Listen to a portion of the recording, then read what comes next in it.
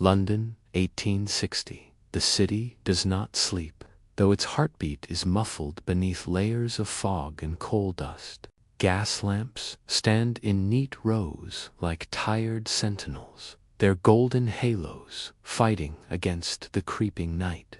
Carriages rattle over cobblestones polished by centuries of footsteps. And in the narrow alleys between brick houses, whispers hide like thieves. But tonight we will not chase criminals or scandals.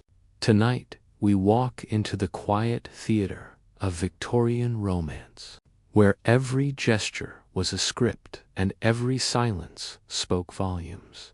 A young woman emerges from her father's townhouse, her skirts brushing against the stone steps, her gloves pristine white despite the soot-filled air. Her bonnet is tied carefully under her chin, and her eyes, though downcast, hold the restless light of someone who has not yet decided whether to obey the rules of her age or bend them. Across the street, a gentleman lingers near the iron railings, his top hat polished to a dark shine, his watch chain gleaming faintly in the gaslight. He does not approach her. He cannot. To approach without introduction would be indecent, even scandalous. Yet, in that brief instant, when their gazes meet across the road, an entire dialogue unfolds in silence. His hand shifts against his cane, a signal of interest. Her breath stills for a heartbeat, and then, with the weight of propriety pressing down upon them, they both turn away as though nothing has passed between them at all. This was courtship in the Victorian world, a performance of discipline, restraint, and longing. Love was not expressed in declarations shouted from balconies, but in glances that lasted half a second longer than they should, in the slight tremor of a fan lifted too quickly, in the way a gentleman bowed lower than required by etiquette. Society built walls of rules around affection, and within those walls people carved secret doors. You could not write openly of your feelings, but you might slip a pressed flower between the pages of a borrowed book.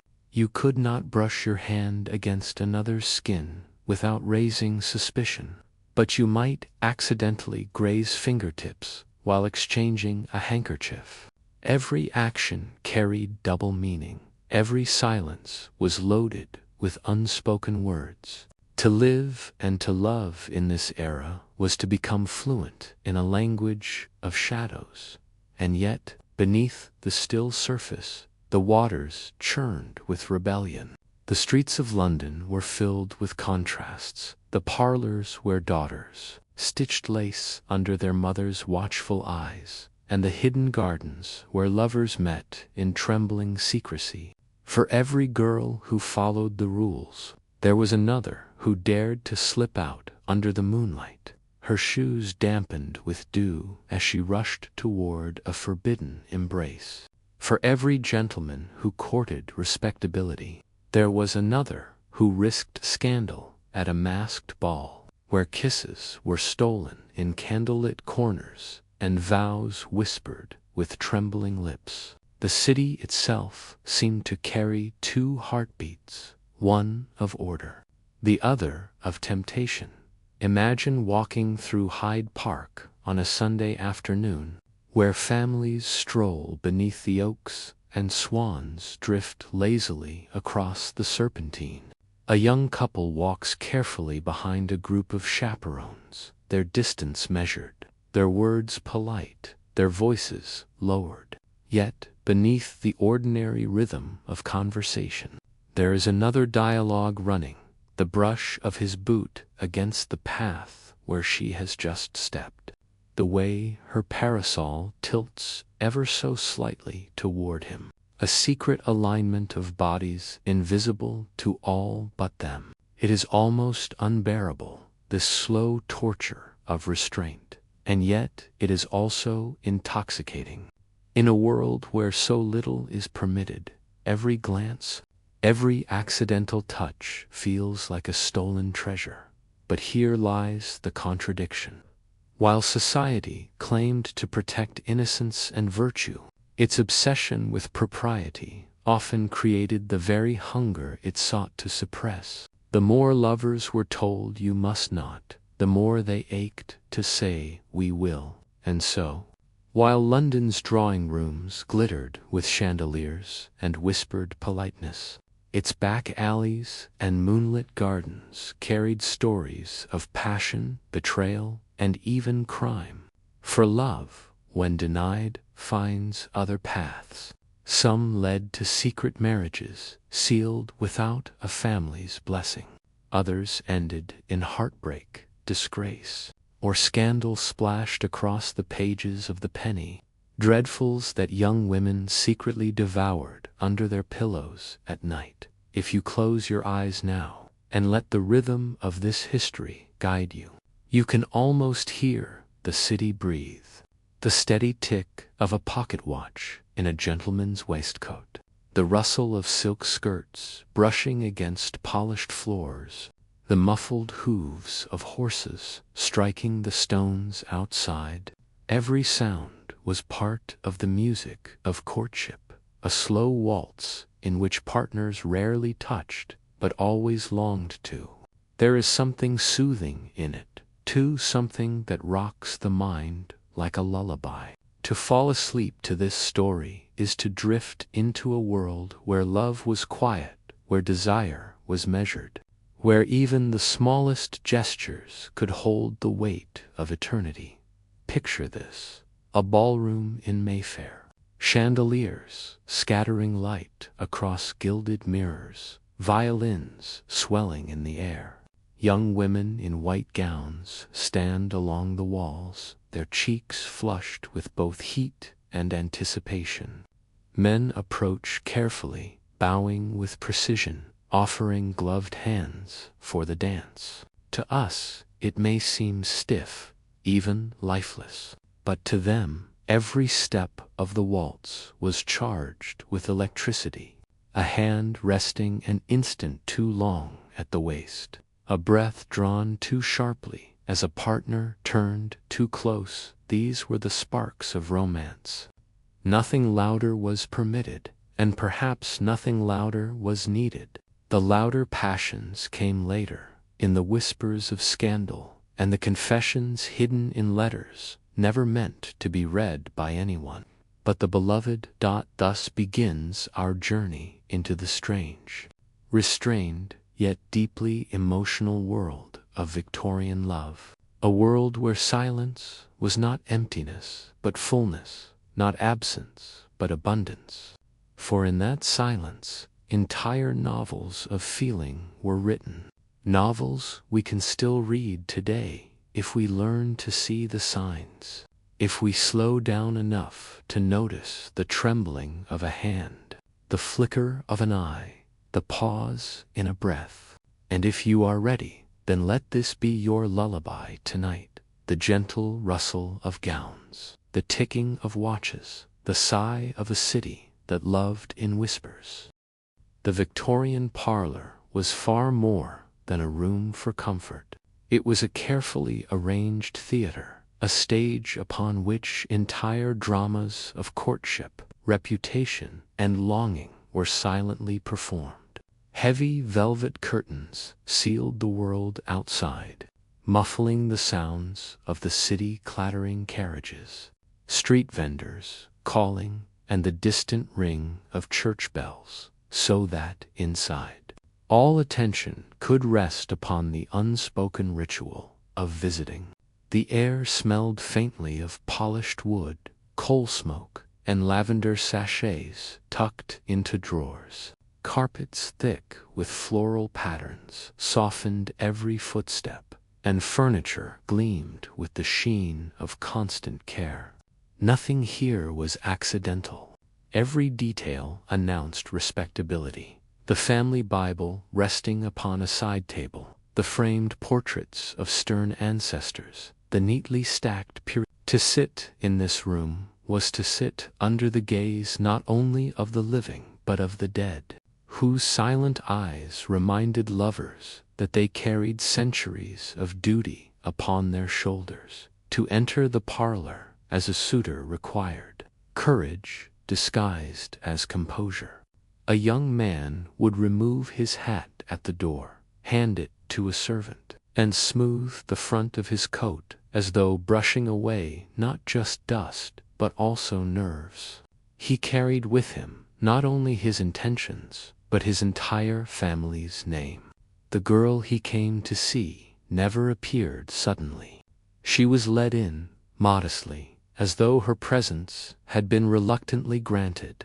She did not come alone.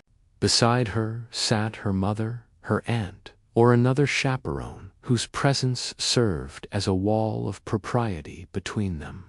Yet, within that very wall lay the excitement of their interaction. The parlor transformed the smallest gesture into something monumental. Conversation began with caution, as though both suitor and daughter balanced upon the edge of a frozen pond, testing each word for cracks. They spoke of whether how spring had been unusually wet, or how fog crept across the Thames like a ghost. They mentioned books, a new serial by Dickens, a controversial essay by Carlyle, a sentimental poem whispered about in drawing rooms. But beneath this polite surface ran another dialogue, silent and urgent.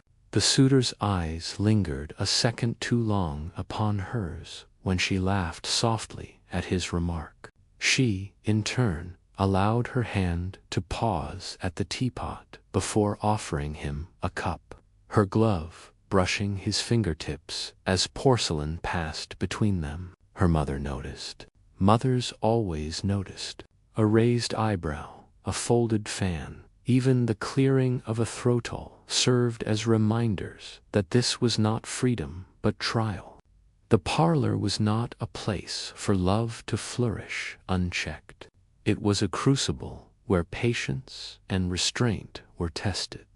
The very furniture became accomplices in this theater. The stiff-backed chairs forced bodies upright, eliminating the possibility of comfort. The polished table between them acted as a symbolic boundary, close enough for words, far enough to prevent any true intimacy. Even the clock upon the mantel ticked loudly, its hands moving in rhythm with the slow progression of their conversation. Time itself seemed to judge them, each minute demanding proof of seriousness and self-control. The suitor's endurance in this environment, his ability to remain courteous, attentive, and dignified under constant observations, spoke louder than any declaration of love could. And yet, paradoxically, the very restraints of the parlor heightened desire. Because so little was permitted, the smallest act carried enormous meaning. A glance across the room could send blood rushing faster than a stolen kiss in another age. When her hand trembled slightly as she poured his tea, he felt a thrill as though he had touched her heart. When his voice softened as he asked about her embroidery, she heard in that gentleness an affection unsaid. In this world, silence was not emptiness but abundance. It overflowed with things too dangerous to speak, too precious to waste on careless words. But beneath the lace and propriety lay shadows of danger. The Victorian obsession with appearances meant that one misstep could bring disaster. A single rumor whispered at a dinner party could tarnish a girl's reputation forever. To sit too close, to allow a glance, to heed it, to speak a word to bold these risks were not merely personal. They could determine futures. Marriages were not simply unions of hearts, but alliances of wealth, property, and status. Families guarded their daughters fiercely, as though protecting jewels from thieves. And yet, history tells us of countless instances where parlors meant to restrain became arenas for rebellion. Consider the governess, often invisible, sitting in a quiet corner of the room. Her eyes pretended to be upon her stitching, yet she might carry secret sympathies for the lovers. How many times did such a woman quietly slip a folded note into the young lady's embroidery basket, or leave a pressed flower hidden within the pages of a book? Consider the suitor who came armed not only with polite conversation, but with subtle gifts, a handkerchief embroidered with initials, a novel whose margins contained faint pencil marks, words underlined not for their literary merit, but for the private message they carried. Within these small acts, romance broke through the iron bars of etiquette. Imagine such an evening. The fire crackles, throwing shifting shadows upon the wallpaper patterned with roses. The girl sits with her back straight, her gown of cream satin shimmering softly. Her suitor leans forward, his coat dark against the glow, his voice calm yet threaded with something restless. The mother, seated near the mantel, sips her tea with deliberate slowness, her sharp eyes missing nothing. A question about the weather drifts into a pause, and in that pause, the girl's hand trembles slightly as she sets down her cup.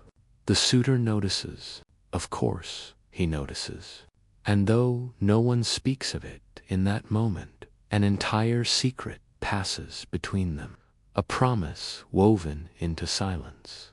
The parlor was cruel in its restrictions, yet kind in its intensity.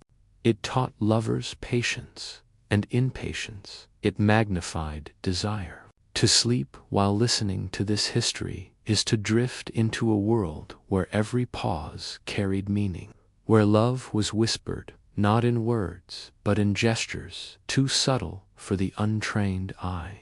Even now, if you close your eyes, you can hear the measured tick of the clock, the soft rustle of skirts against polished wood, the faint crackle of fire. It is a lullaby of restraint, a rhythm of longing, an atmosphere where the heart learned to beat slowly, painfully, but with exquisite awareness. The parlor may have been the visible stage of Victorian courtship, but its invisible companion, the art of secret communication, was just as important, if not more. Lovers of that era lived in a world where words could not be spoken freely, where honesty had to be hidden in shadows. And so they built an entire language out of objects, gestures, and codes. To the untrained eye, these seemed like nothing more than polite habits. But to two hearts beating against society's restrictions, they were messages louder than any spoken confession. The most powerful weapon in this silent arsenal was the letter. Paper, ink, and a careful hand became the stage where lovers dared to be honest. But even letters could not simply be dashed off and delivered. Each word had to be measured, each phrase carefully balanced between tenderness and respectability. Too forward, and the letter risked scandal. Too cautious, and the meaning might vanish altogether. A gentleman might spend hours drafting a single page, pausing to dip his pen, weighing whether admiration sounded too bold, whether friendship disguised his true longing too much. The paper itself often carried meaning. Expensive stationery embossed with initials suggested status. Faint scents of rosewater or lavender betrayed a woman's hand. Seals pressed in wax became talismans, cracked open in secret with trembling fingers. But the danger was constant. Letters could be intercepted. Servants might gossip. A misplaced envelope might find its way into a father's desk instead of a beloved's hands. This risk made letters both thrilling and perilous. Some lovers devised codes, simple ciphers that only they could understand, phrases that meant more than they appeared, or even symbols drawn into the margins. Others entrusted letters to sympathetic friends, governesses, or even bribe-taking postboys. The very act of writing a letter became rebellion against silence, an act of courage hidden in ink. Beyond letters lay subtler tools: the fan, the glove, the handkerchief. These accessories, common in every woman's possession, became instruments of communication. A fan half opened across the face could mean interest. Snapping it shut quickly could signal rejection. Dropping a handkerchief accidentally in a gentleman's path invited him to return it, his fingers brushing hers in a moment heavy with unspoken meaning. A glove removed too slowly could suggest intimacy, while a parasol tilted in a certain direction might conceal a stolen glance. To outsiders, these were trifles, mere motions of habit. To those who understood, they were conversations without sound. Consider the scene of a crowded ballroom. Dozens of couples circle the floor in elegant waltzes, the violins swelling in unison. Chandeliers scatter diamonds of light across gowns and polished boots. A young lady stands near the edge, her fan resting against her chin. To a stranger, she looks merely thoughtful, but to the young gentleman across the room, her gesture is an invitation. Her fan's tilt signals, "I am waiting." He cannot stride across recklessly, for all eyes would turn upon him. Instead, he maneuvers politely through the dancers, each step deliberate, until at last he bows before her. The exchange is polite, restrained, but the fan has already spoken the words neither dares to say aloud. These codes created a strange, intoxicating world where love lived in fragments. A folded scrap of paper, a glance across the room, the delicate arc of a fan each carried the weight of longing. To modern eyes, it may seem tedious or overly complex. Why not simply say the words? But to them, the very restrictions gave passion its intensity. When so little was allowed, every signal mattered, every gesture became precious. To live in a time of abundance dulls the senses. To live in a time of scarcity sharpens them. Victorian lovers, constrained as they were, felt each moment with a sharpness that lingers even now in the stories they left behind. Yet, danger always shadowed these tender codes. A fan tilted too openly, a letter too carelessly written, a gesture too obvious, it could all unravel into scandal. Families obsessed with honor could turn against young lovers with terrifying speed. Marriages could be broken before they began. Entire futures could vanish with a single misplaced word. And so, every signal carried not only passion but risk. The thrill of courtship lay not only in desire but in the constant awareness of danger, in the knowledge that love could be both salvation and ruin. Let us imagine a moment together. A quiet garden behind a townhouse, lanterns glowing faintly among the hedges. A young woman slips from the parlor under the excuse of fresh air, her gown brushing against the gravel path. In her hand she carries a folded fan, though the night is cool. A shadow waits by the fountain, her suitor, bold enough to risk discovery. They cannot embrace, they dare not even hold hands. Instead, she tilts her fan just slightly, and he understands. She has been thinking of him. She has come willingly, though only for a moment. Their eyes lock, and though no words pass between them, Entire confessions are exchanged. Then footsteps sound from the parlor door, and in an instant she is gone, her fan closed tightly, her expression calm, as though nothing had ever happened. Such was the fragile dance of love in that age. To drift into sleep while hearing these stories is to enter a dreamlike rhythm, where every sound becomes a message.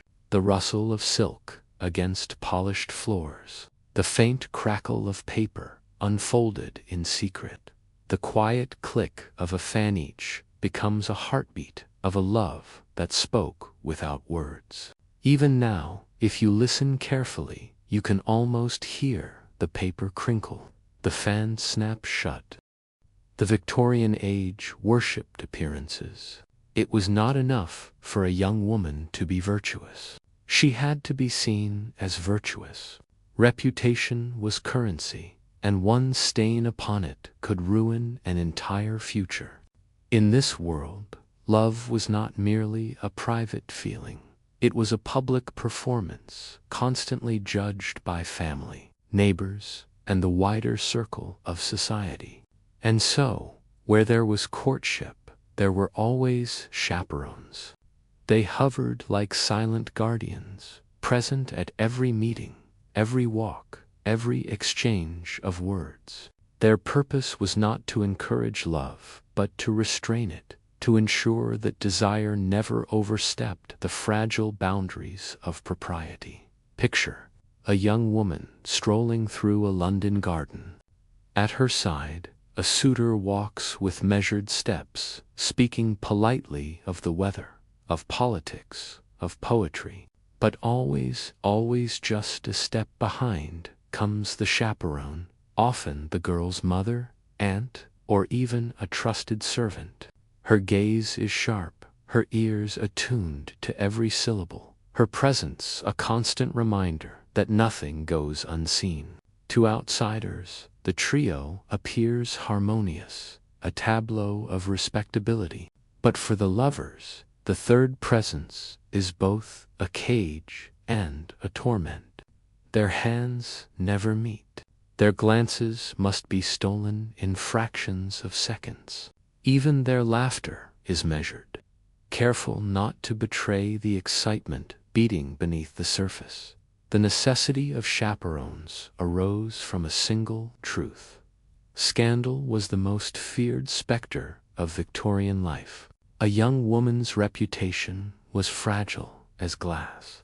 To be seen alone with a man, to exchange letters too openly, to linger too long in conversation, any of these could ignite gossip.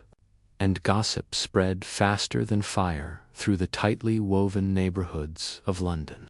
A whisper at a dinner table might become rumor by morning, and a family's disgrace by week's end. Respectability was not simply about virtue, but about perception. A girl might be innocent, in fact, but if she was judged otherwise, society's verdict was final.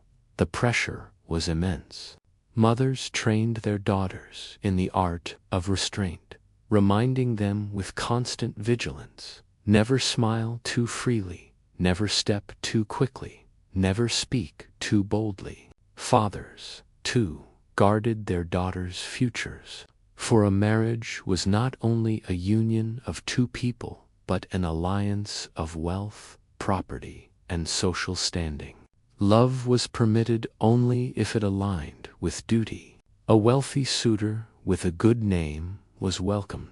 A poor but passionate man was dismissed as a threat. And yet, history is filled with tales of young women who dared to defy these rules, choosing affection over advantage, only to pay dearly. Let us imagine such a tale. A daughter of a well-to-do merchant family sits in her parlor, her suitor before her, her mother seated sternly at her side. The gentleman is polite, attentive, and properly dressed. He speaks of business ventures and church attendance, ticking all the boxes of respectability. But the girl's heart is elsewhere, caught by a different man, one who is poorer, bolder, and not yet approved. When her eyes wander, her mother notices. When her cheeks flush, her mother stiffens.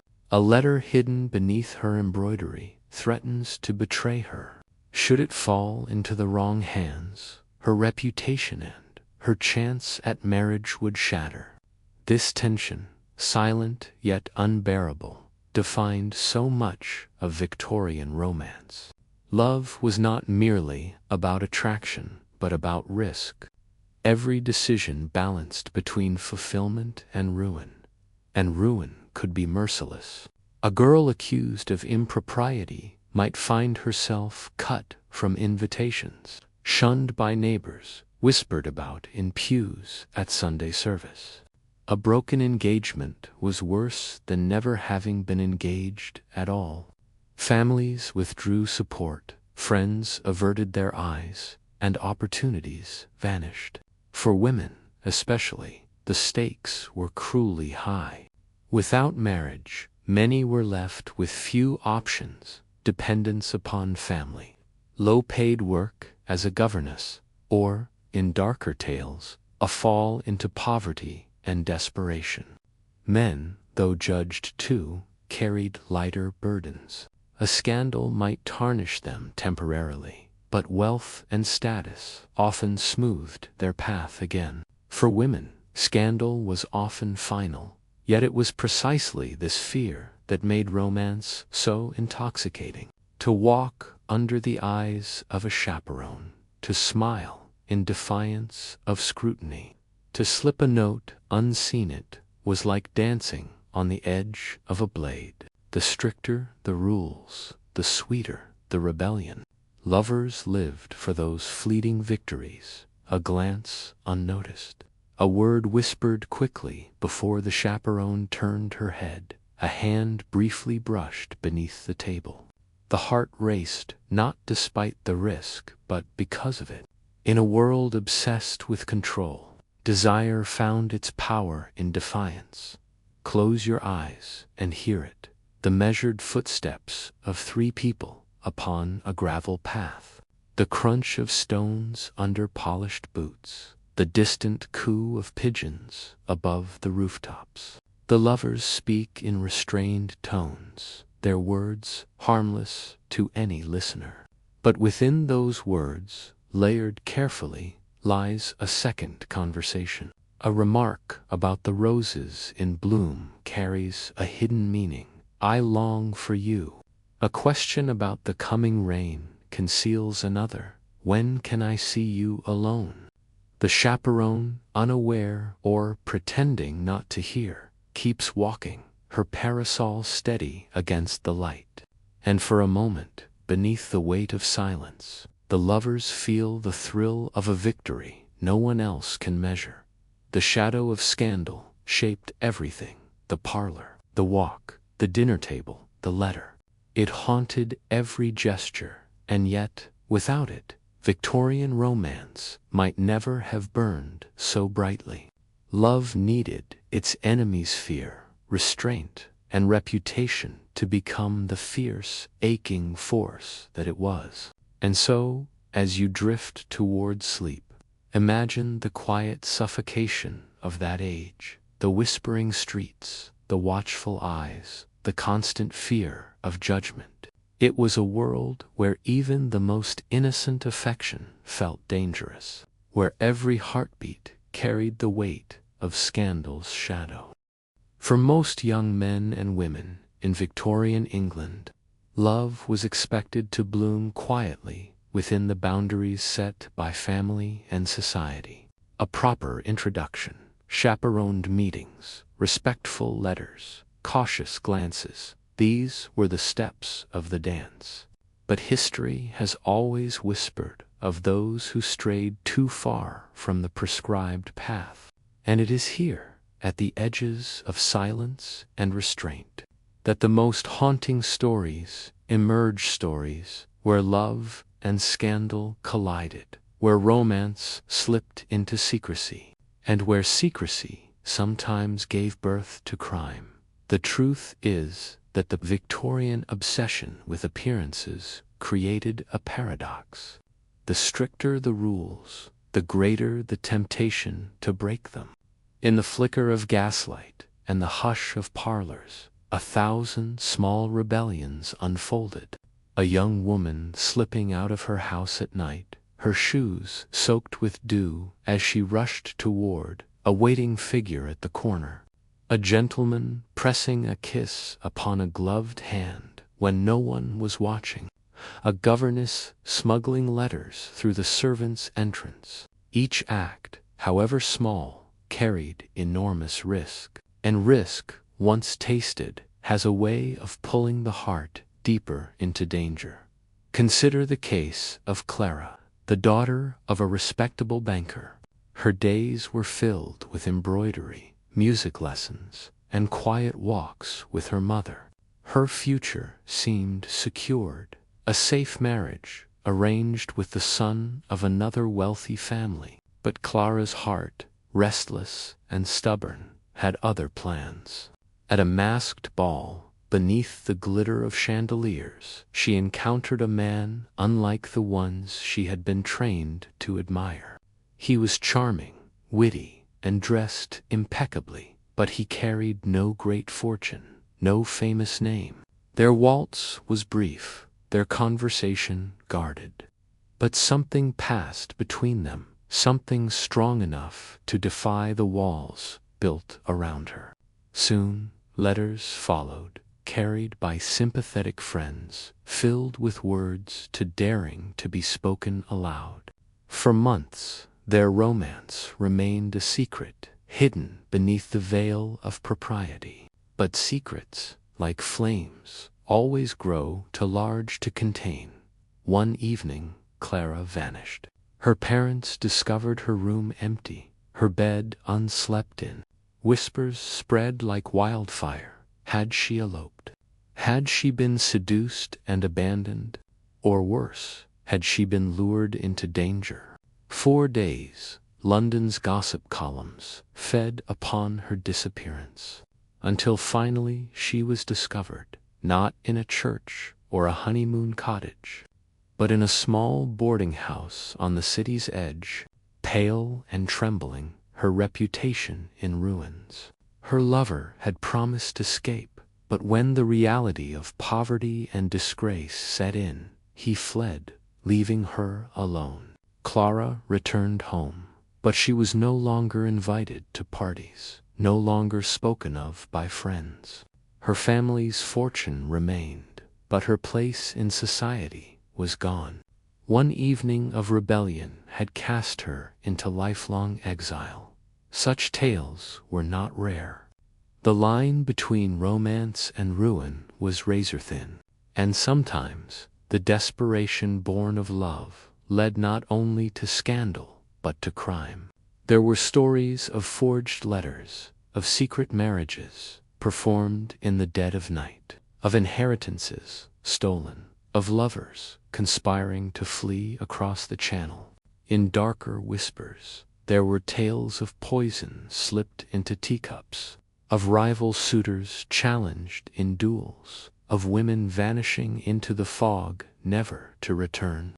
Love, when pressed too tightly by society's hand, sometimes grew claws. Yet, for all its dangers, forbidden love carried a strange, irresistible beauty.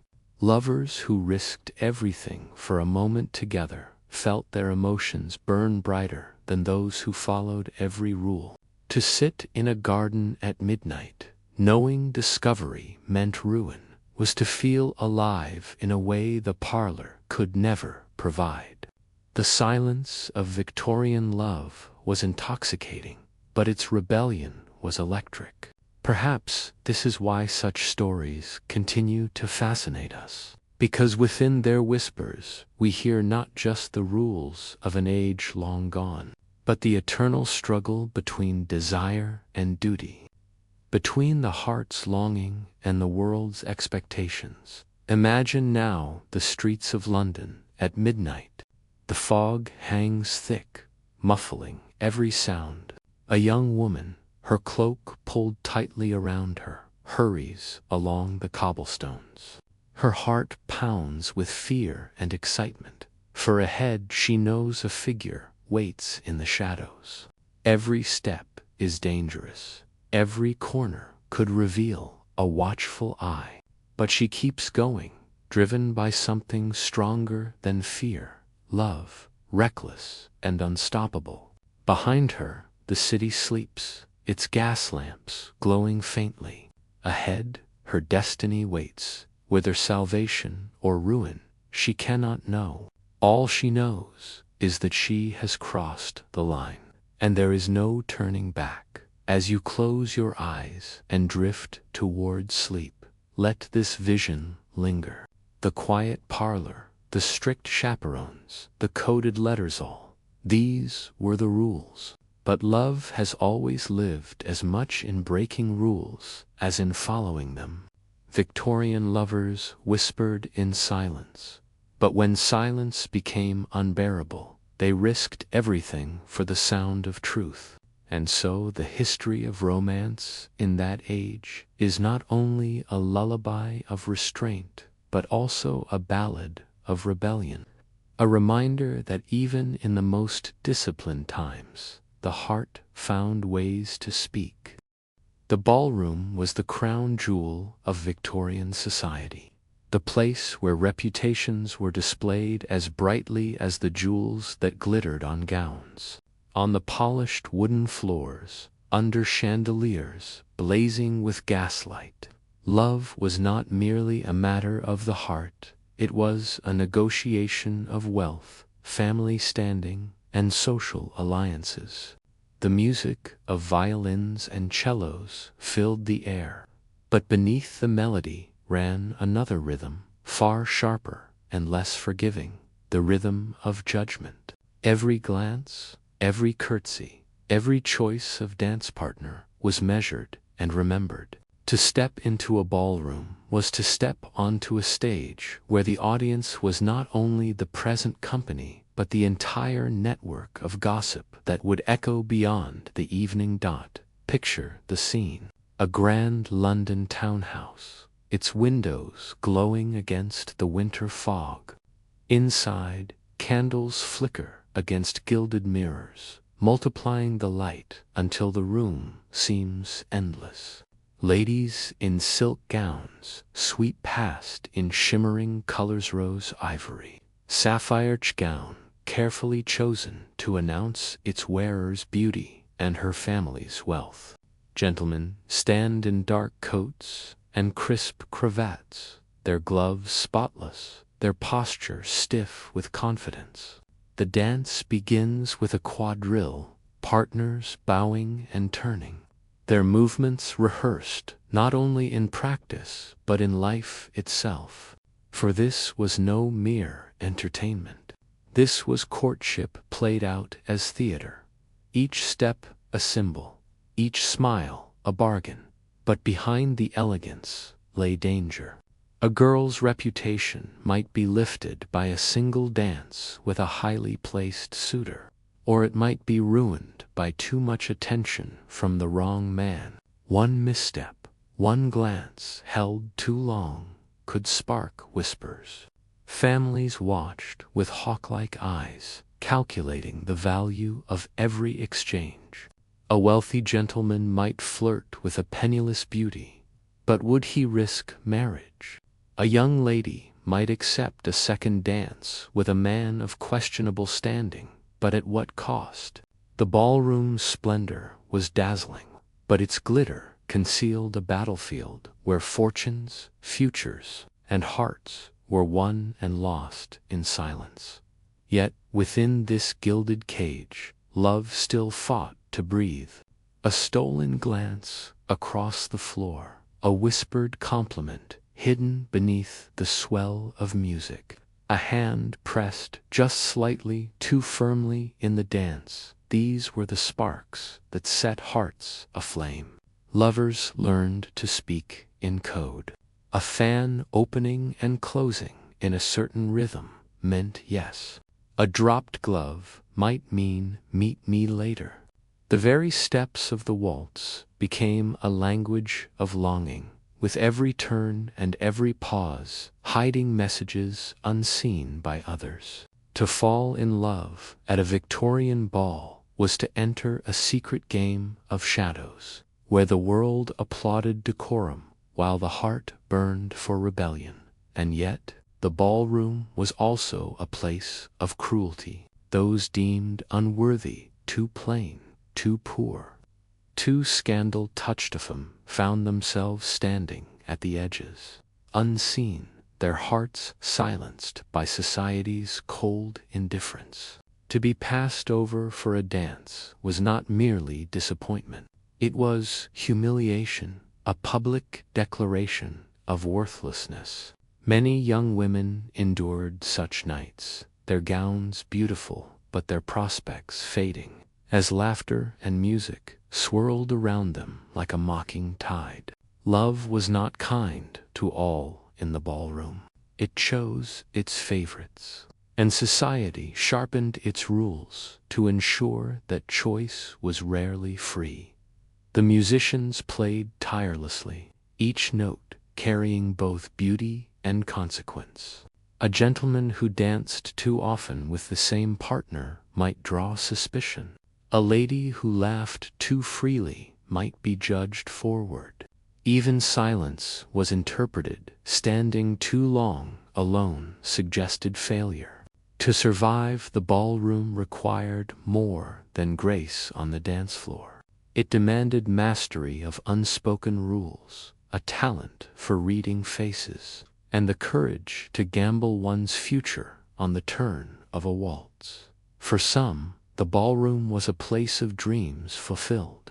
Many marriages began beneath chandeliers and music, alliances forged with smiles and bows. Yet, for others, the ballroom was a place of broken hopes.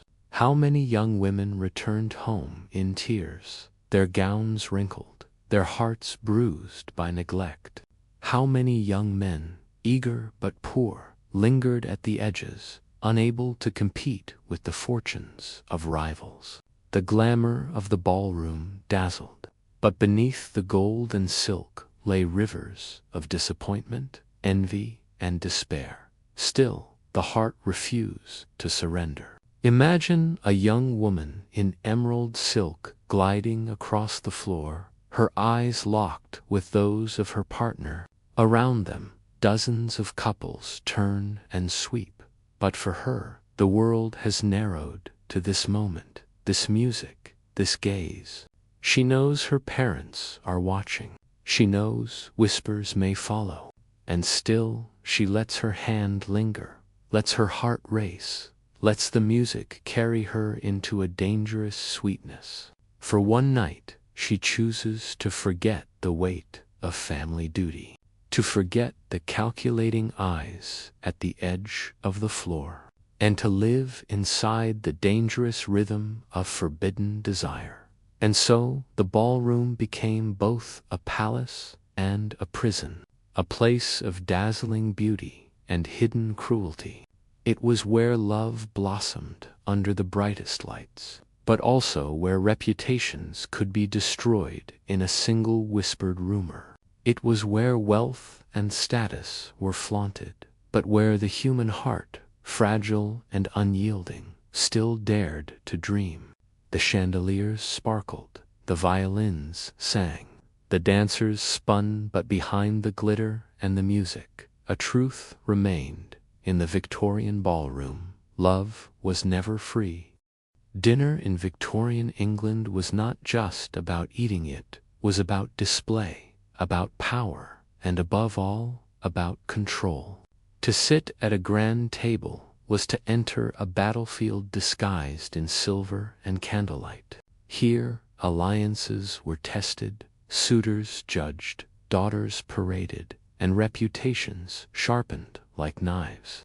Every fork and spoon was a weapon, every sip of wine a signal, every glance across the table a gamble. If the ballroom was theater, the dinner table was chess quiet, deliberate, and merciless. The dining room itself spoke volumes before a single word was exchanged. Heavy mahogany tables stretched long and wide, their surfaces gleaming under chandeliers.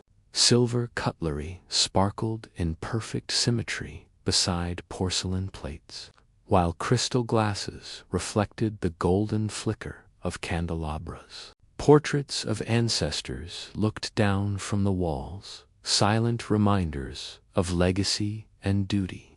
Servants moved with careful precision, pouring wine, serving soup, replacing plates with a rhythm as strict as music. Guests arrived not only to eat, but to be seen, to compare, to judge, and to measure their own standing against others. For young women of marriageable age, the dinner table was as important as the dance floor. A smile held just the right moment, a clever remark delivered with modesty, a graceful way of lifting the glass, these were all acts of performance. A suitor might notice a girl's intelligence by the way she answered a question about a novel or politics. A mother might intercept his interest by changing the subject, guiding the conversation toward safer, more advantageous topics. Fathers spoke with stern voices about business, property, or investments, each word reminding the table that wealth mattered more than affection. But beneath the politeness, hidden dramas unfolded. Imagine a gentleman seated across from a young woman, their feet brushing beneath the long white tablecloth. No one else could see, but to them the contact burned with electricity. A question about the weather might mask a question about longing. A toast to friendship might disguise a secret promise. The table, so carefully arranged to prevent scandal, often became the very stage for it. Lovers developed their own secret language, a lingering glance during the passing of bread, a half smile hidden behind a raised glass, a footstep closer when chairs shifted. Still, danger hovered in every detail.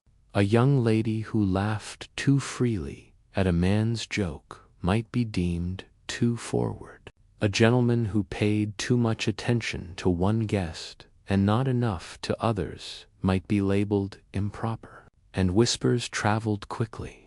A dinner guest might recall a glance, exaggerate it into a story, and carry it into the wider world of gossip. By morning, that simple look could become a tale of scandal whispered in drawing rooms across London. The strict etiquette of dining only heightened the tension. There was a correct way to hold the knife, a correct order in which to eat the courses, a correct time to speak and to fall silent. These rules were not merely about manners, they were about control. Those who followed them perfectly proved their worthiness. Those who faltered revealed weakness. For lovers, these rules became both cage and disguise. The same ritual that suppressed passion also gave it space to grow in silence. After all, what could be more thrilling than defiance disguised as obedience? Consider one particular evening.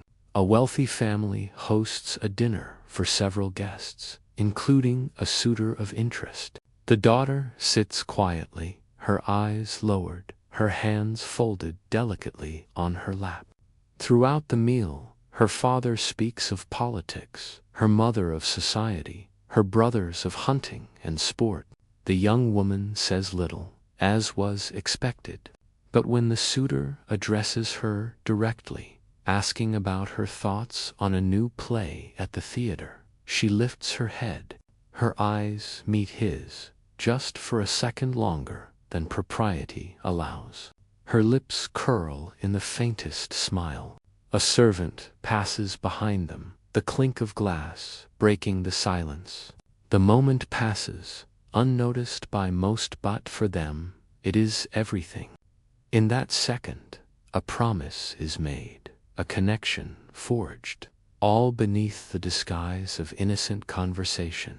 Not all dinner tables ended so gently. In some homes, tensions boiled to the surface. A suitor deemed unworthy might be humiliated with sharp questions. A daughter suspected of secret affections might be silenced with a sudden interruption. A rival might be seated deliberately close, forcing awkward exchanges. Families used the table not only to nourish but to control, reminding their children that their futures belonged not to themselves but to their lineage.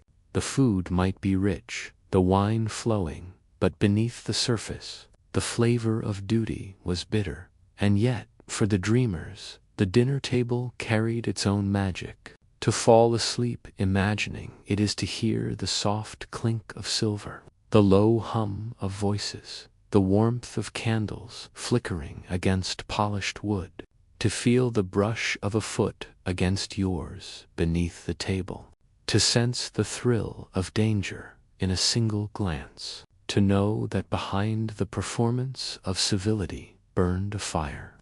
No one else could see this was the secret romance of Victorian dining. It was not the taste of roasted pheasant or sugared pudding that lingered longest. It was the memory of forbidden eyes meeting across the candlelight.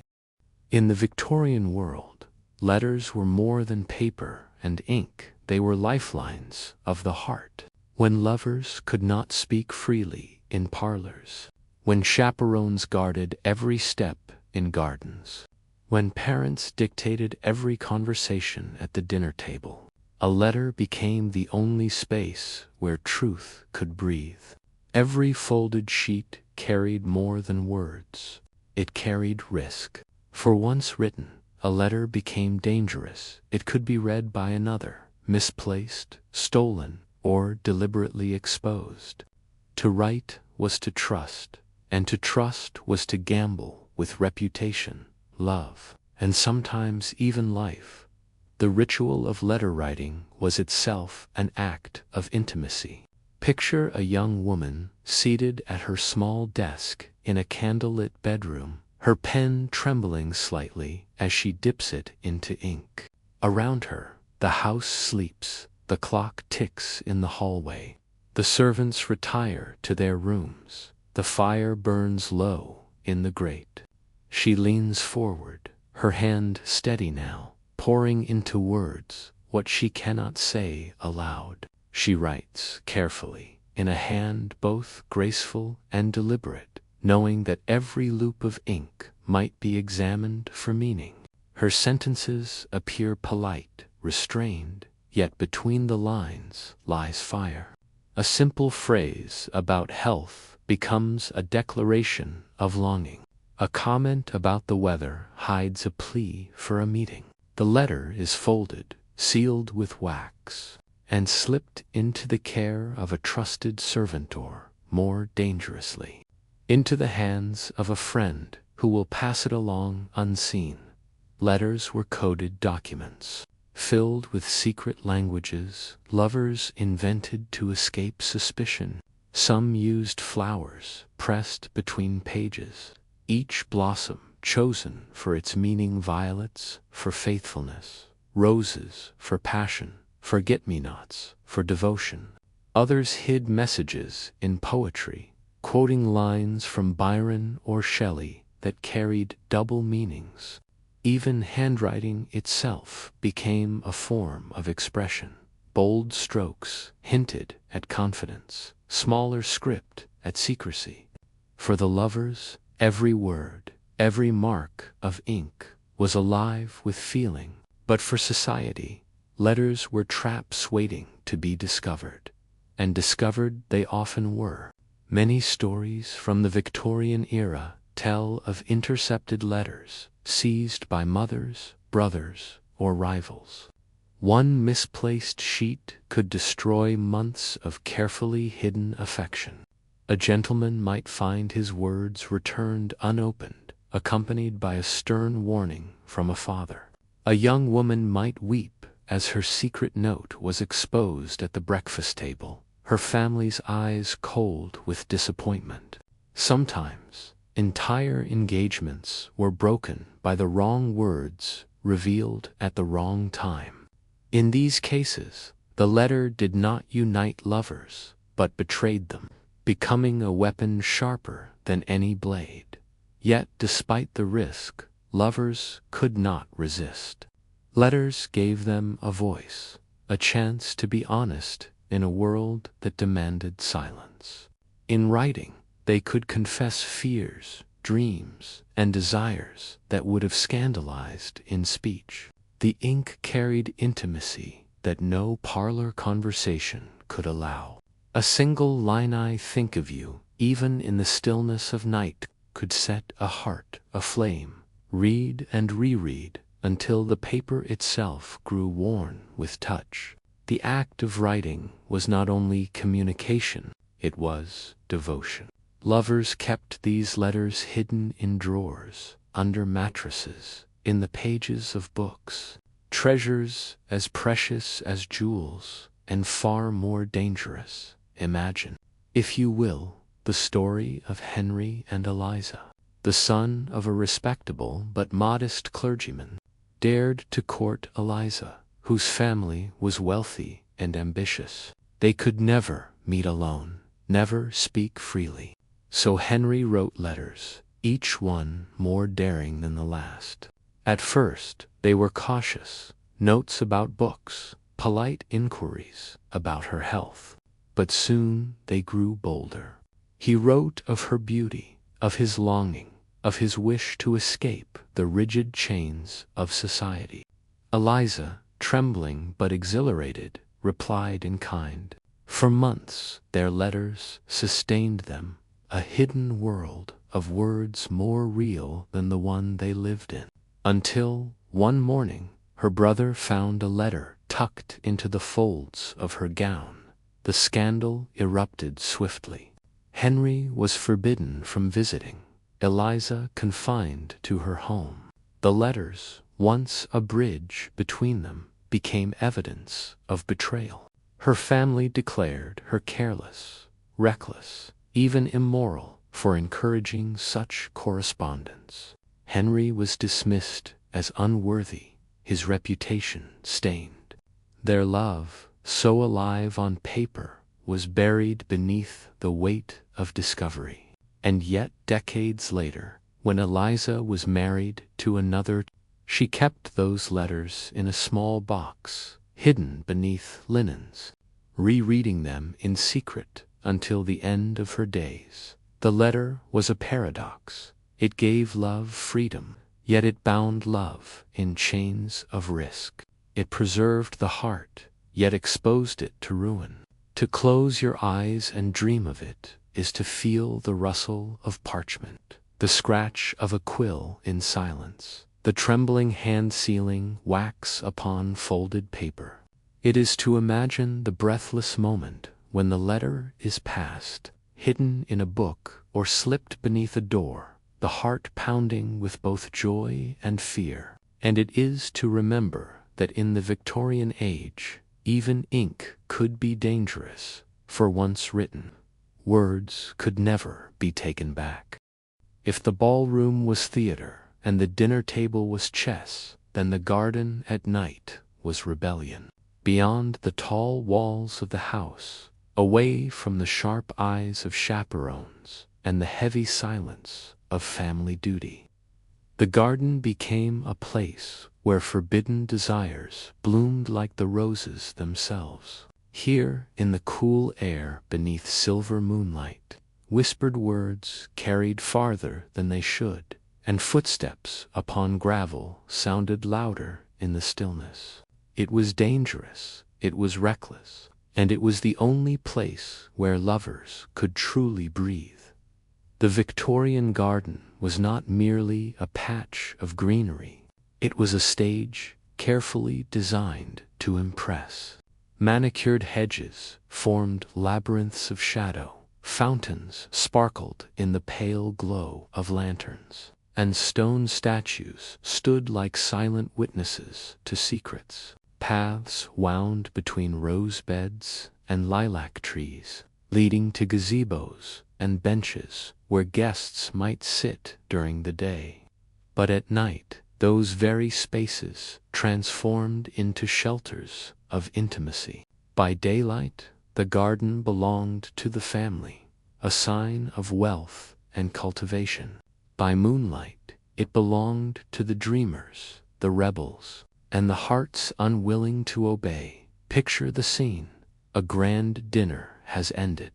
The ballroom music still echoes faintly through the open windows, and a young lady steps outside, her shawl pulled tightly around her shoulders. The air is cool, fragrant with blossoms. She moves quickly, her slippers soft upon the gravel path. She knows the risk if discovered, her reputation could shatter, but her heart beats faster than her fear. Ahead, in the shadow of a tall hedge, waits a figure, a gentleman, equally nervous, equally desperate, his breath rising in clouds against the night air. When she reaches him, they do not speak at once. They only look at each other, eyes shining with the thrill of secrecy. Then, slowly, as though the entire world has vanished, their hands find one another in the dark. The garden encounter was more than romance, it was defiance. Every step taken outside the safety of the drawing room was an act of courage, a refusal to bow entirely to society's rules. Lovers risked not only their names but their futures in such meetings. A servant might glimpse them through a window. A jealous rival might follow their steps. Even the sound of laughter or voices drifting from the house could strike terror into their hearts. And yet, in that very fear lay the sweetness. The garden meeting was not casual. It was sacred because it was stolen. Conversations in the garden carried a different rhythm. Inside, words were wrapped in formality, but here they were raw, unguarded. A young woman might whisper her doubts about an arranged marriage. A young man might confess that he cannot bear the thought of losing her. Promises were made beneath the stars, promises of devotion, of escape, of futures that might never come. Sometimes they exchanged small tokens, a lock of hair, a ribbon, a pressed flower. These gifts, trivial to the world, became priceless treasures, carried close to the heart as proof of love's existence. But the garden was not always kind. The same shadows that sheltered romance also concealed danger. Stories spread of lovers caught in the act, their lives ruined by a single misstep. A father discovering his daughter in whispered conversation could banish her to relatives in the countryside. A gentleman exposed in such a meeting might find his career or inheritance threatened. Worse still were the betrayals, a supposed friend who stumbled upon the secret and carried the tale to others, turning intimacy into scandal overnight. The garden gave freedom, but it demanded a price, and yet, even knowing the risk, they returned, because, in the quiet of the night, with the stars watching above and the roses heavy with scent, there was no pretense. No family name hung over their shoulders. No wealth or poverty mattered. In those stolen moments, they were simply two souls, unmasked, vulnerable, and alive. Their words might never be written in history books, their meetings never painted in portraits, but to them they were worth more than any inheritance. They were fleeting, fragile rebellions against a world that sought to control them. To dream of the Victorian garden is to walk slowly along a moonlit path, hearing the rustle of leaves and the distant hum of music from the house. It is to feel the cool air on your skin, to smell the heavy perfume of flowers, and to sense that someone waits just beyond the next hedge. It is to live in suspensed fear of being caught, the joy of being seen, the heartbreak of knowing the moment will not last. And as you close your eyes, you too may find yourself slipping through that same moonlit garden, searching for someone who waits in the dark, holding out a trembling hand. When the music faded in the ballroom, when the dinner candles burned low, and when the gardens emptied into shadow, the drawing room awaited. It was here, in this polished chamber of civility, that the evening settled into its quietest yet most dangerous stage. Beneath the surface of velvet curtains, gilt-framed mirrors, and soft firelight, the drawing room became a place where masks were worn tighter than anywhere else. Here, words seemed harmless, yet they struck with precision. Here, affection and ambition collided in whispers, disguised as conversation. And here, a family's true power revealed itself, not in shouts, but in silence. The Victorian drawing room was both sanctuary and prison. Its purpose was to welcome guests, to display refinement, to entertain with wit and elegance. Yet, to those caught in its orbit, it could feel suffocating. Heavy draperies closed out the night air, while ticking clocks marked the minutes like the slow march of judgment. Women sat in graceful postures upon sofas, their gowns flowing across embroidered cushions, while men stood or leaned casually, speaking of politics, art, or society.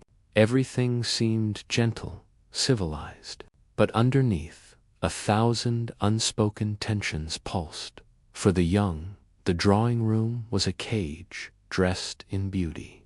A daughter might be seated near the fire, her embroidery resting in her lap, while her parents conducted conversations that determined her future.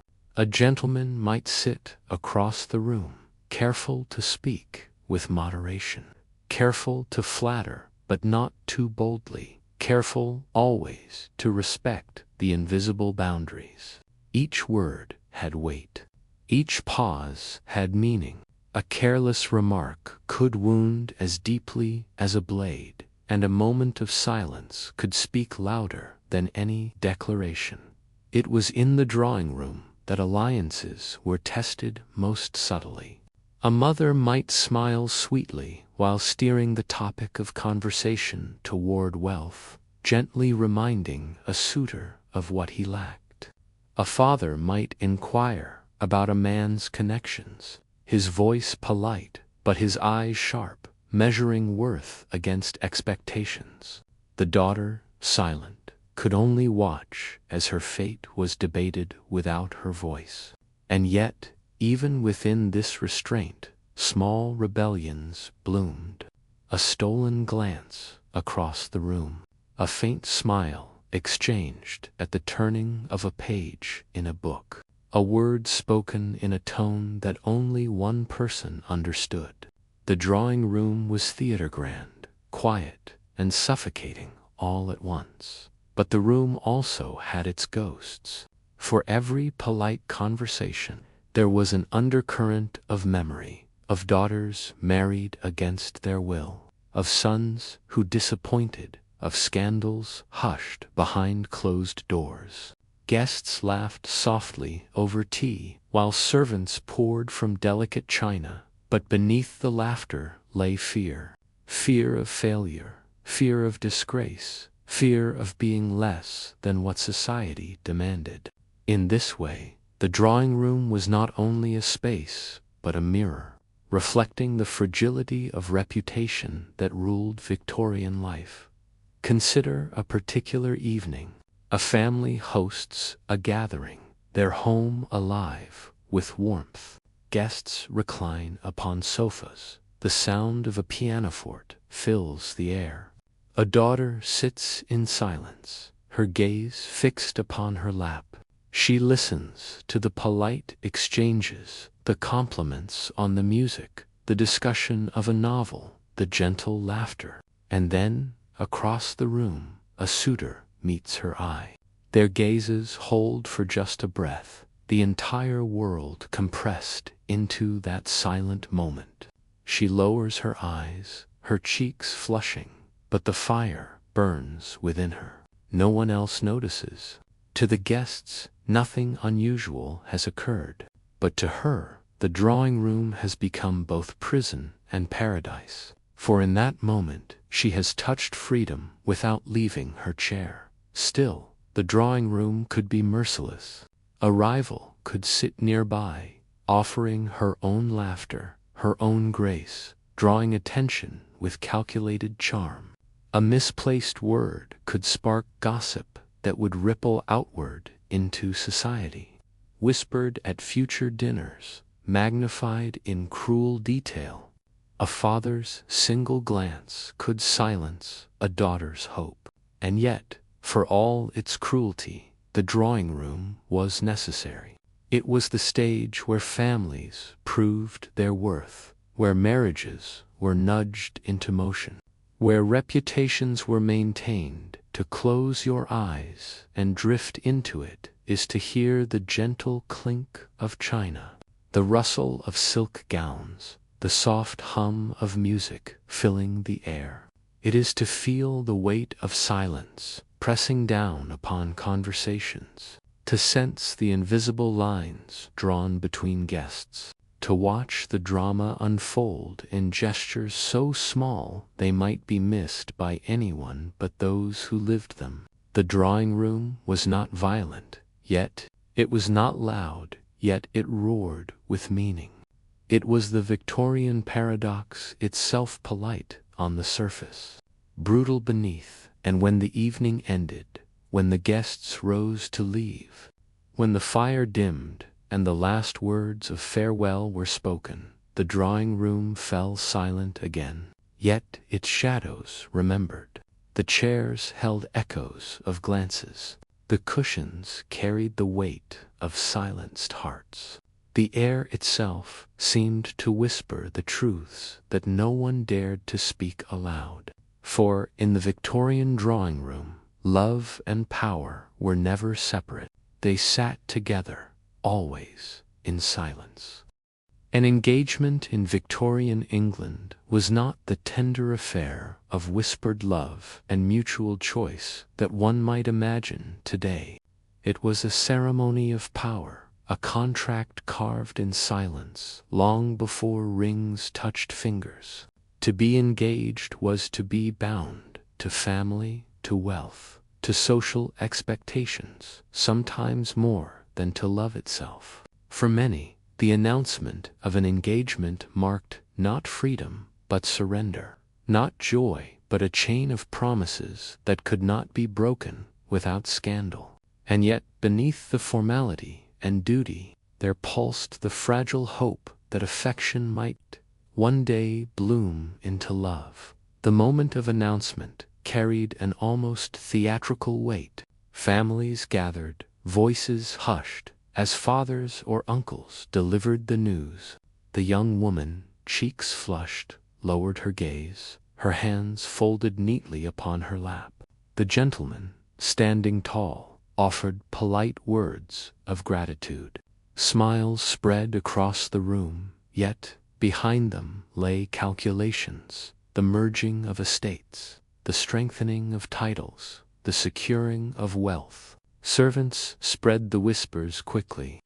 By morning, the news would be carried into drawing rooms across town, each retelling shaping the future of both families. To break such an arrangement, it was not merely a matter of affection, it was business, politics, and reputation stitched tightly together. The ritual of the engagement ring added to the illusion of intimacy. A small band of gold, sometimes set with a diamond, slipped onto the finger of a trembling hand. To the outside world, it symbolized devotion, but within the family, it was more often a public seal upon a private bargain. Once worn, the ring could not be removed without consequence. It was a mark, a reminder of what was promised, what was expected. For some, the weight of that ring was heavier than iron. Still, for lovers, the engagement could carry its own fragile magic. Imagine a young woman who had long endured polite conversations with suitors chosen by her parents, only to find herself at last betrothed to the one man her heart secretly desired. For her, the announcement was not a chain but a liberation, a miracle in disguise. In her gaze, the ring sparkled not with duty but with hope, and for the gentleman who truly loved, the moment carried trembling joy at last. The barriers of silence could be broken. At last words of affection could be spoken aloud, sanctioned by society itself. But for many, the engagement was a quieter tragedy. Consider the case of Catherine, a young woman admired for her beauty and grace. Her family, ambitious and determined, secured for her a wealthy suitor twice her age. The match promised wealth, land, and influence, but it carried no affection. Catherine, who secretly longed for a poet of modest means, lowered her eyes at the announcement, her heart breaking even as her lips curved into a smile. In the weeks that followed, she wore the engagement ring as though it burned her finger. Her friends congratulated her. Her family praised her obedience. Yet, in the solitude of her room, she wept silently, her future closing around her like a cage. Engagements were not only contracts between individuals, but between entire families. Letters were exchanged, gifts presented, alliances strengthened. A family's reputation rested on the careful management of the betrothal. Every detailed the setting of the date, the planning of the ceremony, the dowry arrangements, was infused with weight. The young couple, often voiceless in these arrangements, became symbols of their family's ambition. And if they dared to resist, the cost could be devastating: estrangement, disinheritance, exile from the very circles that defined their existence. Yet even within these boundaries, passion found its cracks. Lovers used the engagement period to forge deeper connections, to share words and touches that were now permitted by their new status. Walks in gardens became longer, conversations less guarded, letters more open. For those fortunate enough to be engaged to the one they truly loved, it was a golden season, a brief time of happiness before the harsher realities of marriage set in. For the less fortunate, it was a time of quiet mourning, a farewell to dreams never spoken. To dream of the Victorian engagement is to feel the clash of promise and restraint. It is to stand in a grand drawing room, hearing the polite applause as families nod their approval. It is to see the glitter of a ring in the candlelight. It is to feel the mix of hope and despair in a single glance between betrothed, to hear the unsaid words pressing at the edges of silence. And as you close your eyes, the image remains: two hands joined before witnesses, a ring shining brightly, and in that circle of gold, both promise and prison. The first days after an engagement in Victorian England were often filled with ceremony and attention. Families received visitors, congratulations flowed like wine, and society seemed to smile approvingly upon the couple. But once the initial glow faded, the shadows crept in. The whispers began, not always spoken aloud, but present in every sidelong glance, every unfinished sentence, every careful pause. Beneath the shining surface of celebration, doubts stirred like restless ghosts. haunting the hearts of those who had promised much, yet spoken so little of what truly lay within. For the young woman, the engagement was both crown and chain. The ring upon her finger gleamed, admired by friends, envied by rivals. Yet when she sat alone in her room, she studied it, not with joy, but with unease. Was this truly what she desired? Was this man the suitor praised by her parents, accepted by her society, the one who would fill her future with warmth?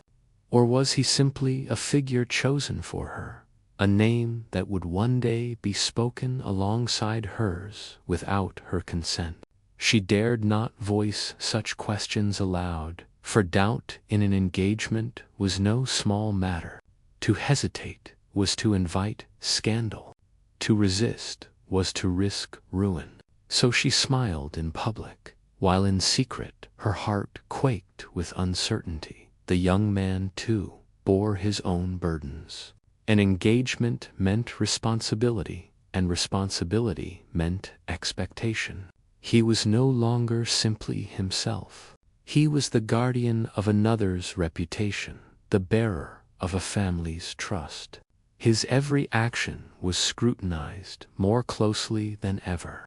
A late arrival to dinner, a careless remark, a glance held too long toward another, each became a potential spark for gossip. And if, deep in his heart, he harbored doubts, if he wondered whether his affection was strong enough to endure a lifetime, or whether his choice had been guided more by duty than by love, he buried such thoughts quickly, for they were dangerous. A man might end an engagement, but in doing so he risked being marked dishonorable, unsteady, even cruel. Families, meanwhile, watched with sharp eyes. Parents listened for hesitation in their children's voices, for any sign of rebellion that might jeopardize their carefully laid plans. Mothers counseled daughters in hushed tones, reminding them of the importance of obedience, of the duty owed to family and lineage. Fathers spoke to sons of responsibility, of legacy, of the need to honor the family name. Engagements were rarely private affairs. They were battlegrounds where generations collided. What one heart desired mattered little beside what an entire family demanded, and society itself played its part. Drawing rooms buzzed with speculation. Was she truly happy? Did he love her, or only her dowry? Was this union destined for harmony or disappointment? A woman who looked too solemn was pitied. A man who seemed too distracted was criticized. Friends whispered, rivals spread rumors, and acquaintances carried tales from one salon to another. The couple, caught in the center, smiled more brightly, laughed more often, hid their doubts more carefully. But the pressure was relentless, a constant reminder that their lives were no longer their own. Consider the story of Margaret and Edward. Their engagement was announced with great excitement, uniting two wealthy families. Outwardly, all was perfect. The ring glittered, the parties flowed, the newspapers even recorded the match. But in private, Margaret felt a growing unease. Edward, though kind, seemed distant, his affection polite but not passionate. He spoke often of business, of estates, of duty, but rarely of her heart. At first, she dismissed her doubts, convincing herself that love would come with time. Yet, as weeks turned to months, her unease deepened. She confided once to her maid, whispering late at night, "He is everything a husband should be, and yet I cannot feel him in my soul." Her doubts were not hers alone. Edward, too, wrestled with his conscience. He respected Margaret, admired her grace, but his heart had never truly been hers. He had once loved another quietly, hopelessly, and, though that affection had been buried, it had never died. Now, as he stood beside Margaret at dinners and smiled for society's gaze, he wondered whether he had chosen wisely, whether he had simply surrendered to expectation. But what could he do? The engagement was sealed. The families were bound. The whispers of doubt remained whispers, never spoken aloud. For dreamers, the engagement period was a season of suspense. To drift into it in imagination is to walk through halls filled with polite conversation, hearing the echo of laughter that hides unease. It is to see the sparkle of a ring by lamplight. It is to sense the weight of silence pressing between two people who appear united yet feel apart. In such moments, the Victorian engagement reveals itself for what it truly was, a fragile promise, as heavy as iron and as delicate as glass. And so, beneath the glitter and applause, the whispers of doubt lingered. Some grew quiet with time, fading into acceptance. Others grew louder, breaking into tragedy. But for all, they remained the shadow that haunted the glow of promise, the reminder that even in the most elegant rooms, love was never certain and happiness never guaranteed. An engagement in Victorian society was not the peaceful promise of two hearts simply waiting for marriage. It was a period of trial, a season of scrutiny, where every action of the betrothed was measured against the standard of loyalty. The world watched closely. Servants whispered in hallways, relatives measured gestures, friends tested boundaries. To be engaged was to live beneath a magnifying glass, where even the smallest slip could become a scandal, whispered through the salons of London. The tests came quietly, disguised as ordinary moments. A gentleman might attend a ball without his fiancée, and if he lingered too long near another woman, the room would notice. A young lady might smile at a guest's remark, and suddenly her loyalty would be questioned. Even a letter, misplaced or misunderstood, could ignite suspicion. Trust was fragile, and once shaken, it was almost impossible to restore. To survive the engagement, one had to perform devotion as perfectly as one performed manners. Families, too, set their traps, sometimes unconsciously, sometimes deliberately. A father might ask his future son-in-law about finances, watching for hesitation. A mother might test her daughter's resolve, reminding her of the sacrifices made for the match. Friends played their part as well, teasing, probing, sometimes even attempting to stir jealousy just to see how deep affection truly ran. Every glance, every word, every silence became a test. And beneath it all lay the fear that the engagement might crack, that the facade of harmony might fracture into shame. Consider the story of Clara and Thomas. Their engagement, celebrated across their circles, seemed unshakable. Yet soon after the announcement, rumors began to spread. Clara had been seen walking in the park with another gentleman, a childhood friend, harmless in her eyes, but dangerous in the eyes of society. Whispers carried quickly. By the time Thomas heard, the story had grown. Clara was not merely seen walking, but laughing, even leaning close. His pride wounded, his loyalty tested, Thomas confronted her. She wept, insisting on her innocence, and though he forgave her, a shadow lingered between them. Their engagement continued, but the memory of that doubt poisoned every glance, every silence. Sometimes the test came not from society, but from within the heart itself. A man, engaged for wealth or duty, might find himself drawn to another. The spark of passion, tempting him to betray his promise. A woman, bound by family expectations, might nurse secret feelings for one she could never have. Engagements did not erase longing. They only forced it into shadow. And when shadows grew too thick, scandals were born. Letters discovered, meetings uncovered, whispers overheard each could shatter the delicate structure of betrothal. There were even darker tales, stories of engagements undone not by affection but by betrayal. Some men promised themselves to more than one woman, deceiving families for financial advantage. Others pursued affairs openly, confident that their status would shield them. Women, too, sometimes found themselves drawn to forbidden loves, torn between the life chosen for them and the life they secretly desired.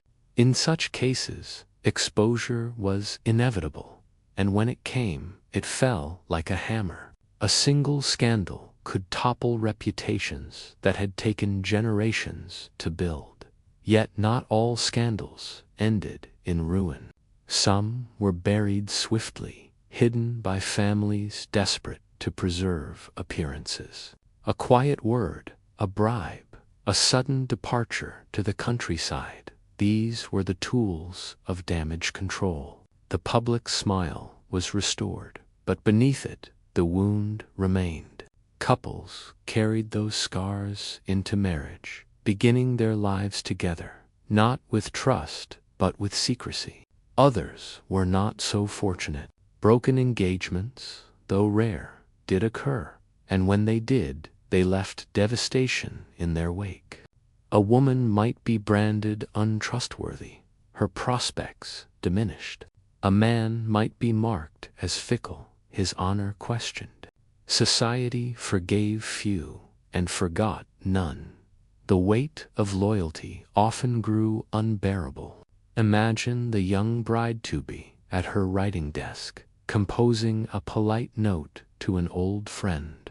She hesitates before sealing it, fearing that even the appearance of private correspondence with a man not her fiancé might be misconstrued. Or the groom-to-be at a tavern, surrounded by companions, urging him to enjoy his final days of freedom. He laughs too loudly, drinks too freely, and in the corner a stranger takes note, already planning how to retell the evening in crueler detail. Loyalty was not merely about faithfulness, it was about performance, the endless display of virtue under constant watch. To dream of this period is to imagine the constant tension of living under watchful eyes. It is to sit in a grand parlor, sipping tea, while conversations drift around you, each word a test, each smile a mask. It is to feel the weight of a ring on your finger, heavy not with love, but with scrutiny. It is to walk through gardens and ballrooms, aware that every step is measured, every glance judged. The engagement was not simply a promise. It was an examination, a test of loyalty in a world eager to see failure. And so, those who survived it carried both pride and weariness. They entered marriage with the knowledge that their devotion had been tested in fire, that they had endured the watchful eyes and the whispered doubts. Yet they also carried scars, the memory of temptations resisted, or worse, of betrayals forgiven but never forgotten. In this way, the Victorian engagement revealed itself not as a gentle prelude to marriage, but as a battlefield of silence, where love either strengthened or shattered under the weight of expectation. Wedding preparations in Victorian England were far more than charming tasks of choosing flowers or setting tables. They were ordeals, vast undertakings that demanded not only wealth but stamina, patience, and above all, obedience to tradition. Once the engagement had survived its initial trials, The machinery of marriage began to turn with relentless momentum, and both bride and groom found themselves swept along, often powerless to resist. For the bride, the ordeal began with the gown. It was not merely a dress. It was a declaration of status, a symbol of purity, a garment that the eyes of an entire community would judge. Seamstresses and dressmakers descended upon her like priests attending a sacred rite, measuring, pinning, adjusting. Each fabric chosen carried meaning. Silk suggested elegance. Lace whispered delicacy. A hint of colored ribbon might signal boldness, but too much risked scandal. White was the ideal, the celebrated symbol of innocence. Yet, in truth, only the wealthiest could afford it, for a white gown could rarely be worn again. The young woman, often silent, endured endless fittings, standing for hours as needles pricked and hands tugged, while her mother and aunts debated loudly around her. To wear the gown was to embody expectation. To dislike it was to invite censure. Then came the matter of the trousseau, chest of linens, garments, and household goods prepared for the bride's new life. It was not only a practical necessity, but a public measure of her family's generosity. Relatives inspected each piece, from lace-edged handkerchiefs to embroidered sheets, and each item was weighed not only for beauty, but for the reputation it bestowed. Servants carried whispers of what was lacking. A poor trousseau meant a poor beginning, no matter the wealth of the groom. Thus, the young woman saw her future reduced to piles of folded cloth, her worth measured in needlework and silk. The guest list, too, was an arena of conflict. Families debated names with fierce determination, each invitation a weapon of alliance or insult. To invite one cousin but not another risked feuds lasting years. To exclude a neighbor might endanger future support. Each name carried weight, and the task of balancing hundreds of egos fell upon weary parents who quarreled late into the night over seating charts and carriages. Meanwhile, the bride and groom, who might have longed for a simple ceremony, watched in silence as their wedding became less a union of hearts and more a public spectacle, crafted for the approval of others. Flowers, music, and church decorations followed. Florists delivered blooms by the cartload, lilies for purity, roses for passion, ivy for fidelity. The scent filled halls, clinging to gowns and gloves, until the bride herself seemed perfumed by expectation. Musicians rehearsed hymns, their notes echoing through cold stone chapels, where the couple would soon stand before God and society alike. Even the bells were polished, their tones prepared to ring out across the town, announcing not merely joy but triumph, a family's victory, a household's achievement. Yet beneath all this splendor lay tears. Many brides confessed in hushed words to their maids or scribbled lines in diaries that they felt overwhelmed, even trapped. "It is my wedding," one wrote, "and yet it belongs not to me but to them." Mothers scolded, fathers commanded, relatives interfered, until the bride herself felt invisible. She was at once the center of attention and utterly powerless, her future decided in arguments about lace and seating. Grooms, too, suffered quietly, pressed with endless discussions of finances, inheritances, and household arrangements. "The wedding," one man sighed, "has become a business transaction in which my heart plays little part." Consider the tale of Eleanor and James. Their engagement had been smooth, their affection gentle, their loyalty firm. Yet, as the wedding preparations unfolded, Eleanor found herself drowning. Her mother demanded more lace for the gown. Her aunt insisted on inviting distant relatives. Her father quarreled with James over the dowry. Each day brought new disputes, each night new tears. James, meanwhile, battled his own frustrations, negotiating with suppliers, writing letters to banks, assuring his family that all was well. By the time the wedding day drew near, their once bright affection had grown weary. They loved each other still, but the joy of their union had been stolen by the machinery of expectation. "We marry tomorrow," Eleanor whispered, on the eve of the ceremony. "Yet it feels as though we have been married already to duty, to burden, to endless quarrels." And so it was for many.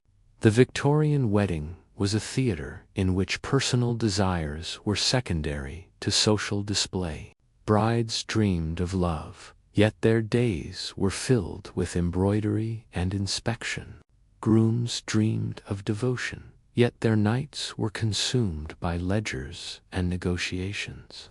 Families sought harmony, yet they quarreled more fiercely than ever, determined that the wedding be not merely adequate, but resplendent, unforgettable, undeniable.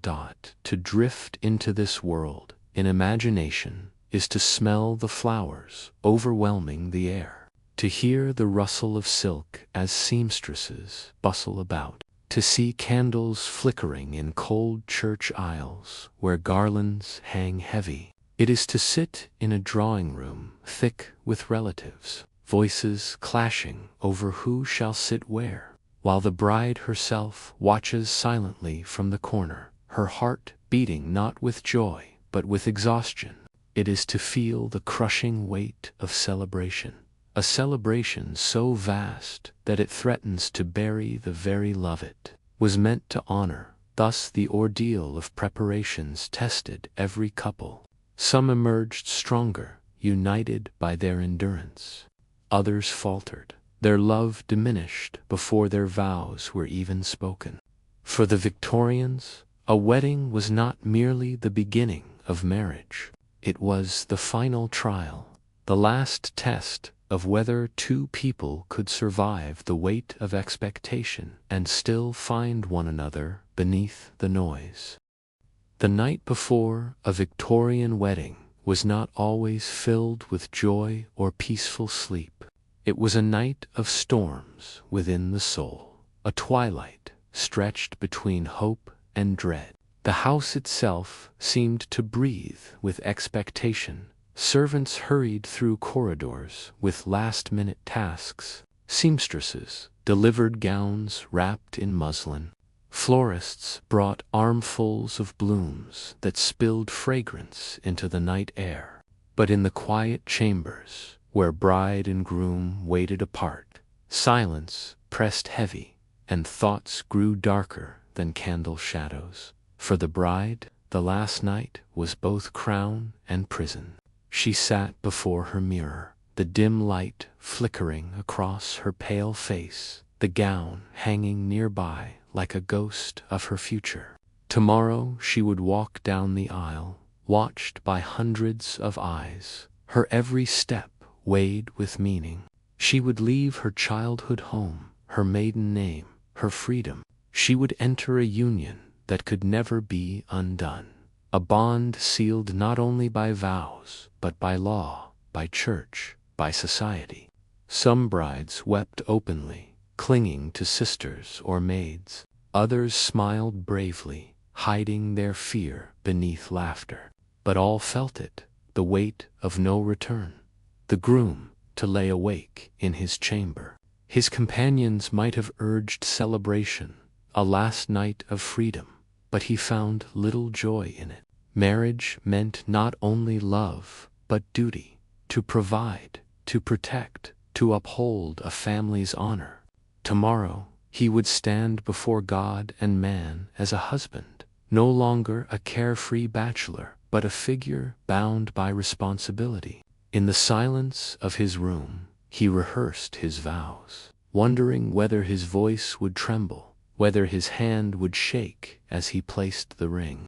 And somewhere in his heart, doubts whispered, "Am I ready? Am I worthy?" Stories abound of brides writing final letters on such nights, some filled with affection, others with regret. One diary tells of a young woman who confessed, "I marry tomorrow, and yet I feel I walk to the gallows."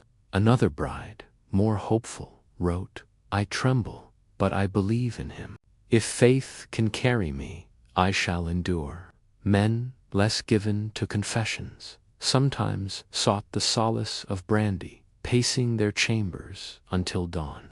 The night was a crucible, stripping away pretense, leaving only the raw truth of the heart. Families, too, felt the strain. Mothers fussed over details, fathers brooded over expenses, siblings quarreled or whispered in corners. The household did not sleep. It thrummed with anxious energy, every creak of floorboard reminding them of the morrow. Servants carried trays of tea, comfort for nervous stomachs, while coaches rumbled outside, delivering relatives who had traveled far. The bride and groom, though surrounded by people, were profoundly alone, each trapped in their separate chambers of thought. Consider the tale of Lydia and Charles. On the eve of their wedding, Lydia sat with her gown beside her, her heart torn between excitement and fear. She loved Charles, yet she dreaded the enormity of the vows. What if love fades? She whispered to her reflection. Meanwhile, Charles paced his study, his friends urging cheer. Yet his thoughts drifting to debts he had not confessed, burdens he feared to lay upon his bride. That night neither slept. At dawn, when they finally met at the church, they smiled bravely, but behind their eyes lay the exhaustion of sleepless souls.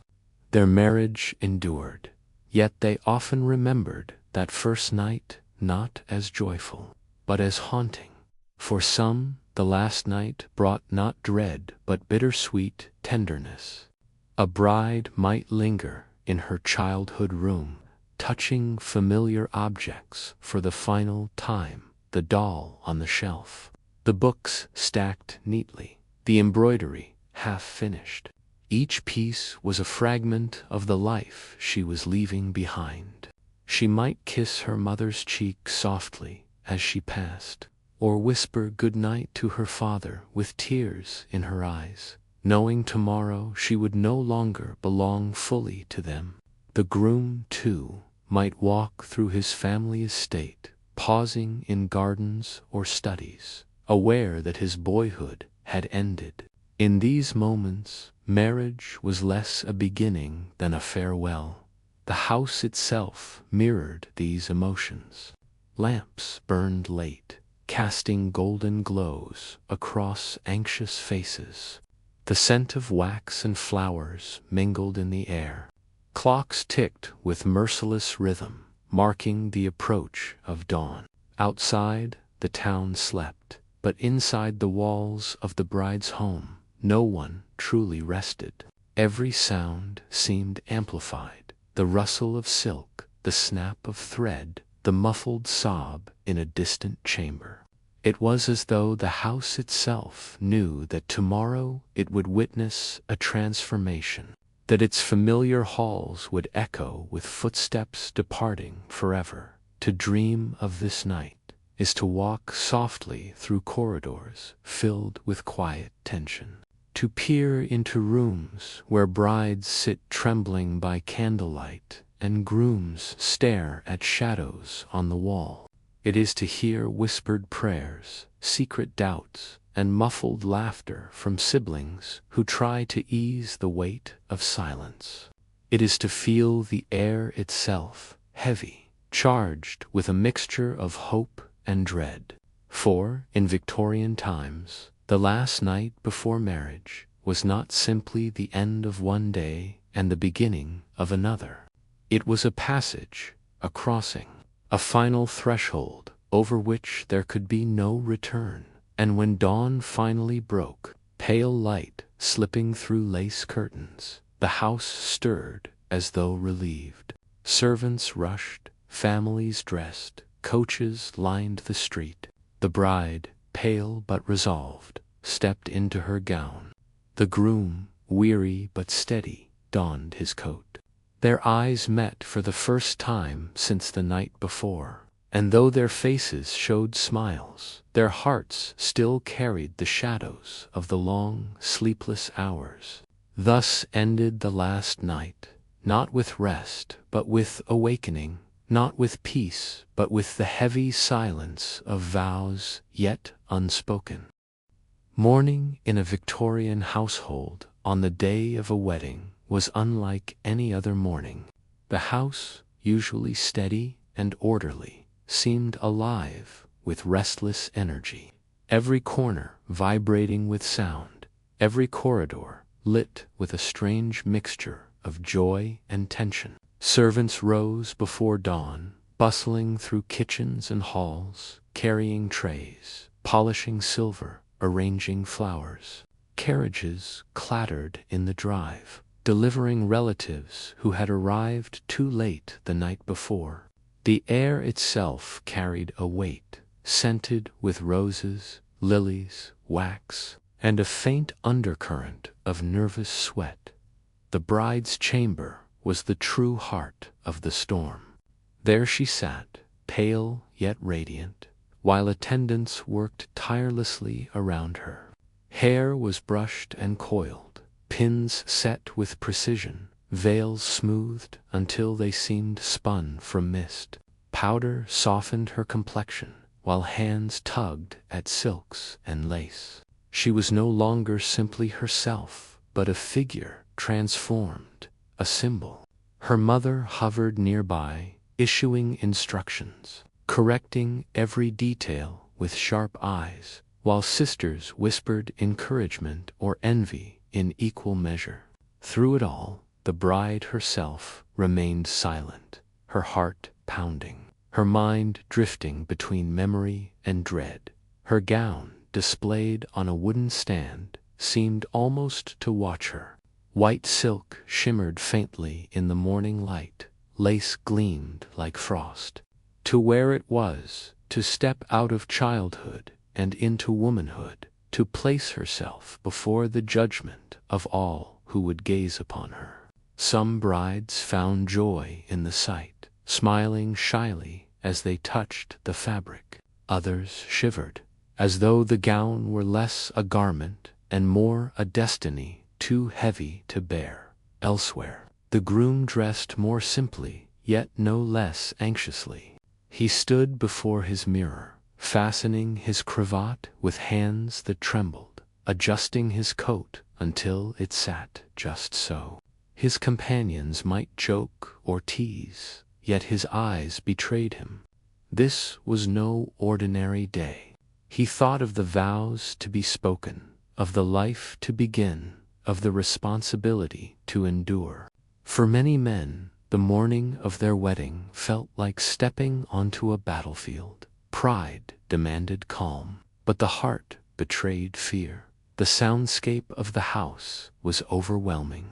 The clatter of trays, the swish of skirts, the deep toll of the church bells drifting across town.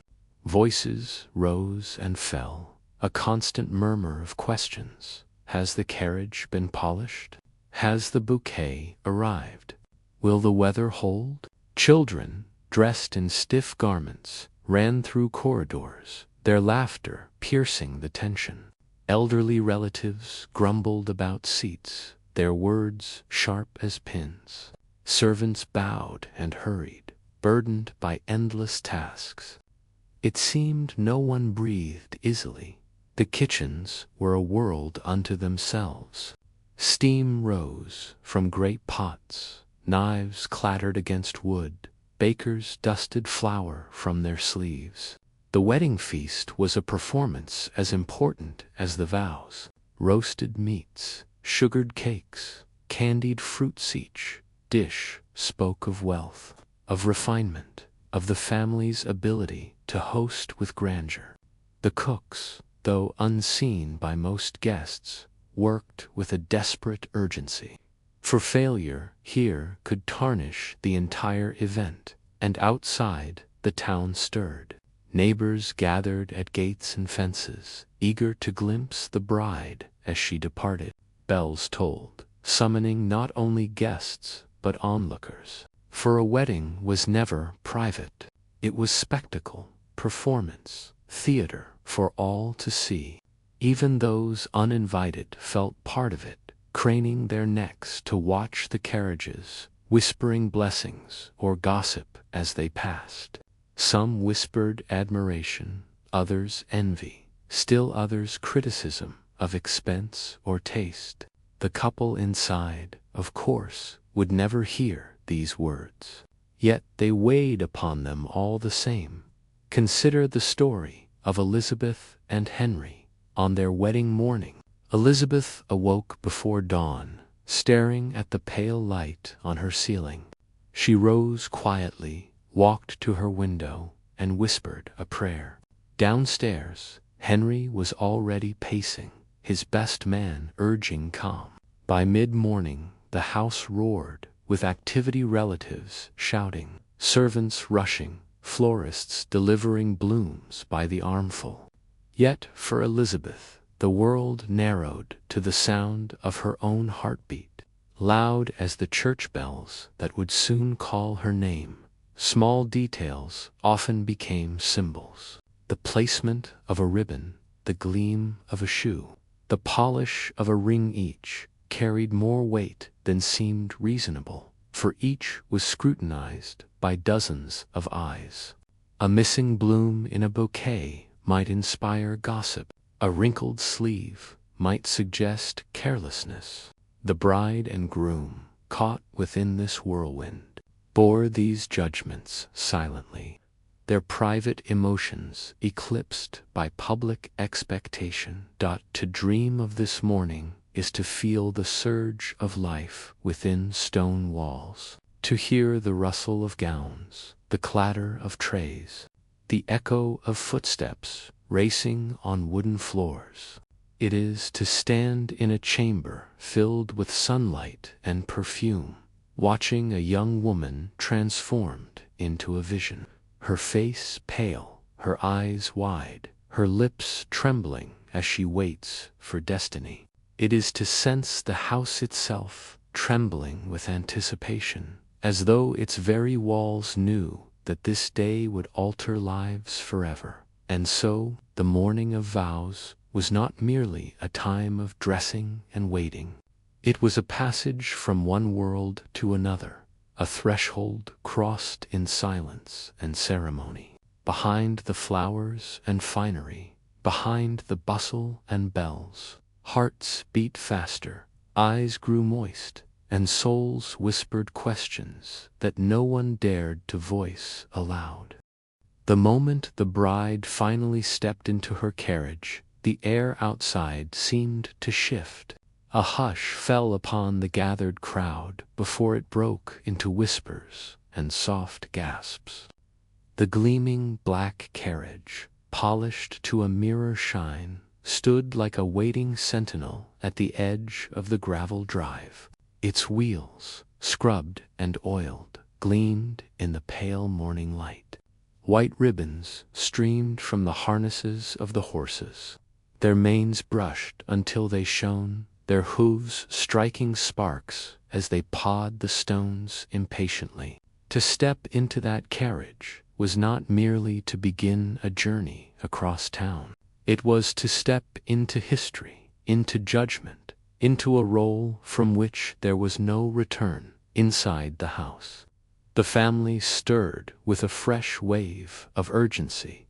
Servants rushed to carry bouquets, lace gloves, embroidered fans, parasols. Relatives adjusted bonnets and hats in the mirrors of the entry hall, murmuring about weather and time. The bride herself moved like a vision, her veil floating behind her as though she were half spirit, half queen. She walked slowly, her arm held firmly by her father, whose own face betrayed a battle between pride and sorrow. To give away a daughter in this age was not a casual gesture. It was a final release of authority, a moment at once ceremonial and heartbreaking.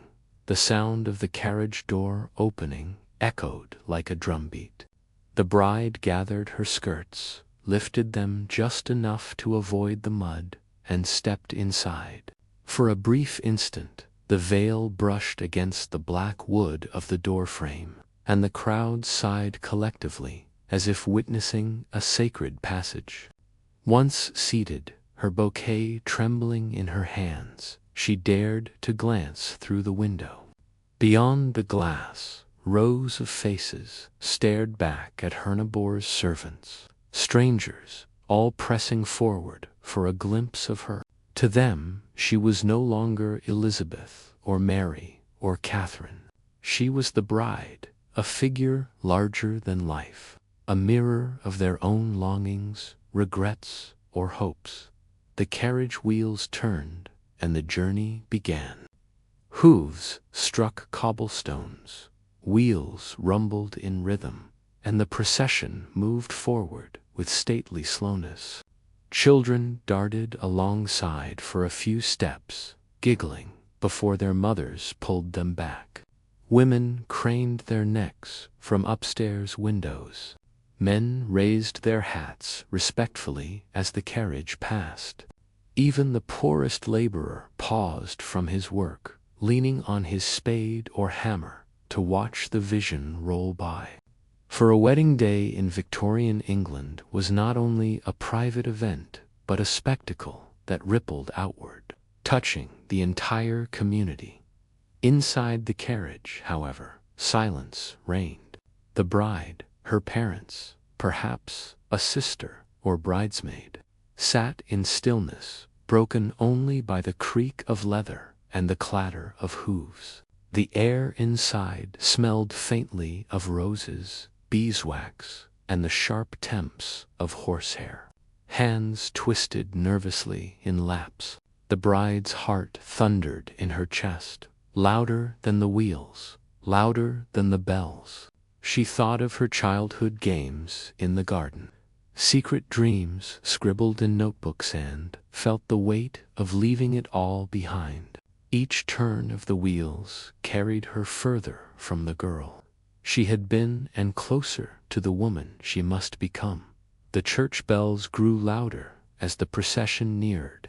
Their solemn toll seemed to beat in time with her heart, each strike a reminder of the vows awaiting her. People crowded the narrow streets, pressing close to catch sight of the carriage. Children clapped, women murmured blessings, and old men shook their heads, recalling their own long-ago weddings. The bride dared another glance from the window. The world outside seemed unreal, blurred by sunlight and veil, but she could feel the intensity of every gaze. Some eyes were kind, others calculating, others envious. To be a bride was to be both adored and judged, worshipped and whispered about. The closer the carriage drew to the church, the heavier the air seemed. The tall spire rose against the sky, its shadow stretching across the cobbles. Flowers hung from the gate, their fragrance mixing with the smoke of nearby chimneys. Guests already assembled turned their heads as the carriage rolled into view. The great doors of the church loomed open, dark and mysterious, like the mouth of fate itself. And still, within the bride's heart, prayers stirred.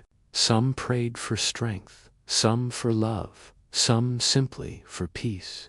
For though the ceremony was wrapped in beauty, beneath it ran deeper currents: fear of failure, fear of loss, hope for joy, hope for survival. In the silence of the carriage, the bride lifted her eyes heavenward, whispering words no one else could hear. The wheels slowed. The horses stamped. The carriage door opened once again, this time before the solemn steps of the church. The crowd hushed, the bells boomed, and the moment of entry had arrived. The heavy doors of the church swung open with a groan that echoed against the stone walls, and in that instant the murmur of the gathered congregation hushed into reverent silence.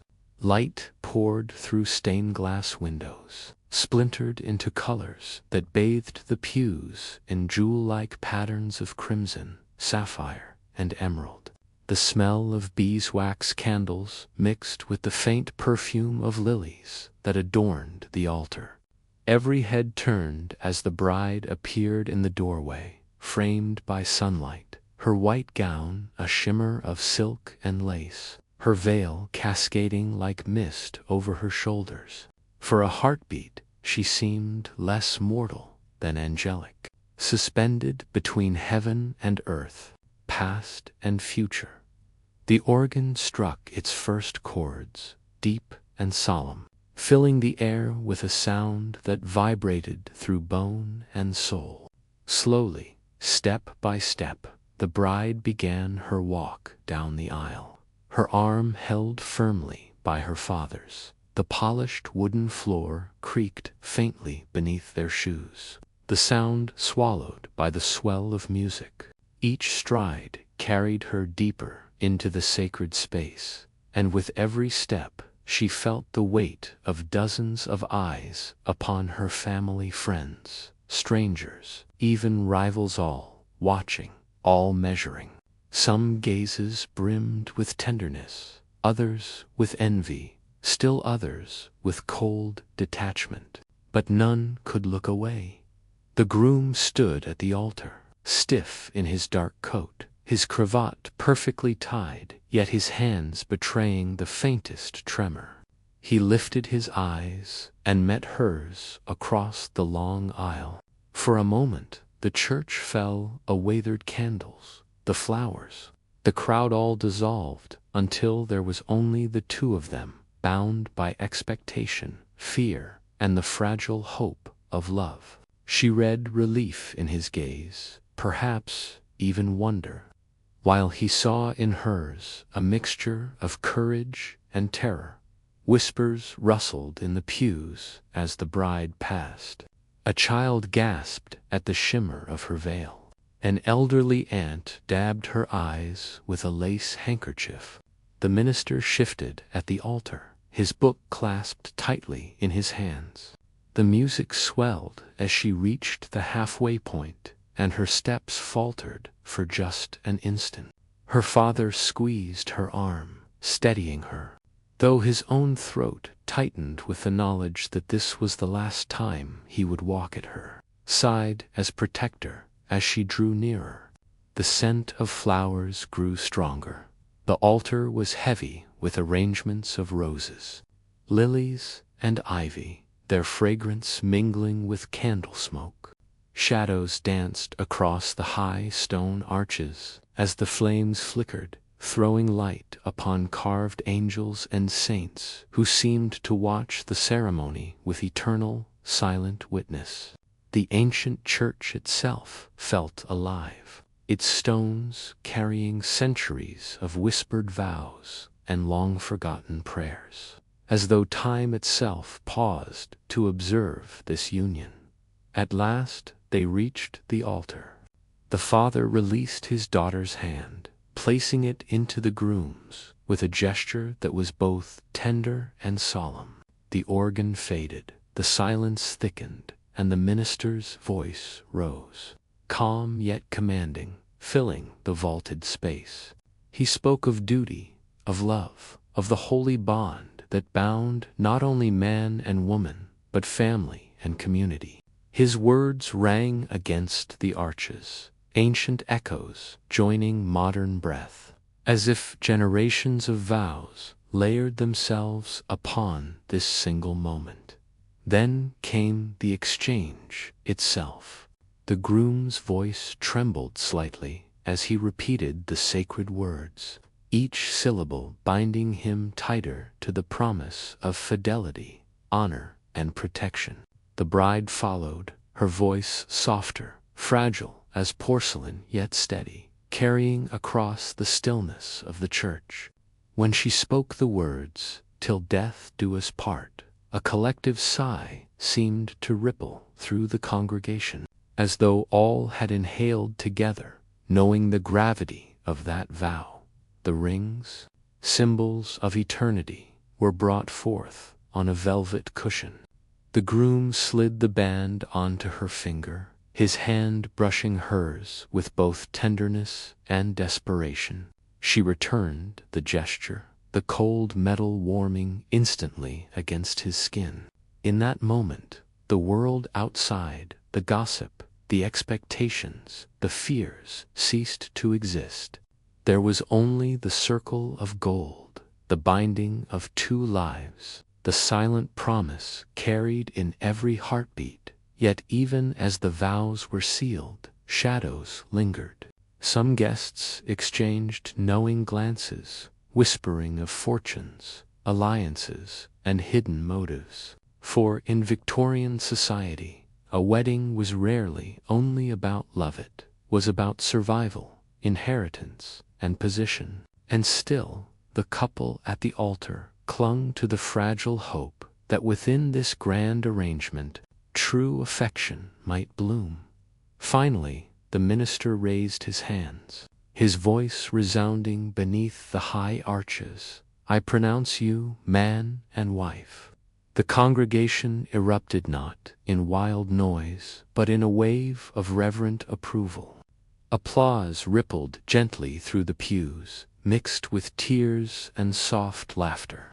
The organ thundered again, triumphant now, as the groom lifted his bride's veil. For a suspended instant, their faces hovered close, eyes locked. Then came the kiss, not flamboyant, not careless, but reverent, sealing the vows like wax upon a sacred letter. The sound of the organ filled the church like sunlight breaking through clouds, rolling through the arches, pouring down into every pew. The congregation rose to their feet, the rustle of gowns and coats echoing like a tide. Some wept openly, others smiled, still others sat stiff, their expressions unreadable. But all knew they had witnessed a moment that would be remembered in family histories, whispered about for decades, etched forever into the memory of stone and stained glass. And in that kiss, centuries of tradition and personal longing collided. It was the fulfillment of duty, the beginning of partnership, the spark of fragile hope. And though the world might measure their union in wealth, titles, or appearances, for that moment within the church, love itself seemed to glow in the light of the stained glass. The kiss had been given, the vows spoken, the rings exchanged. Now came the moment that carried its own kind of majesty, the exit. The church doors creaked open once again, this time to release not a bride walking in, trembling with anticipation, but a married couple stepping out, hand in hand, their lives irrevocably bound. Sunlight spilled across the threshold, as though the heavens themselves had chosen to bless their union. The crowd outside, hushed for hours, suddenly erupted into a storm of applause, cheers, and the bright scattering of flower petals that danced in the air like falling stars. The bells above the church rang wildly, their joyous clamor rolling across rooftops and cobblestone streets, summoning all within earshot to witness the triumph of the moment. Horses stamped impatiently in their harnesses, their breath steaming in the crisp air, as carriages lined the street in a glittering procession. Children shouted with delight, darting forward to catch petals, while mothers tugged them back with smiling warnings. The couple paused for a breath, blinking in the sudden brightness, their hands pressed tightly together. The groom's chest swelled with pride, while the bride, her veil lifted at last, revealed a face glowing with both relief and awe. Neighbors crowded close, some shouting blessings, others whispering gossip. "She looked like an angel," murmured one woman. "A fine match," said another, with pursed lips. Hats were tipped, gloves waved, handkerchiefs fluttered from upstairs windows. The air itself seemed alive, trembling with voices, bells, laughter, and the clatter of hooves. And yet, within the storm, the couple moved slowly, almost reverently, as if reluctant to break the spell of the moment. They descended the stone steps of the church, the bride lifting her gown slightly to keep it from the dust, her new husband steadying her with a hand at her elbow. For them, each step felt symbolic, one toward the unknown, one toward partnership, one away from the sheltered world of childhood into the unpredictable realm of adulthood. Around them, the air crackled with expectation. Every guest, every neighbor, every stranger saw in them something of themselves, dreams fulfilled, dreams lost, or dreams yet to come. The carriage awaited. This time not for a solemn procession, but for a triumphant ride.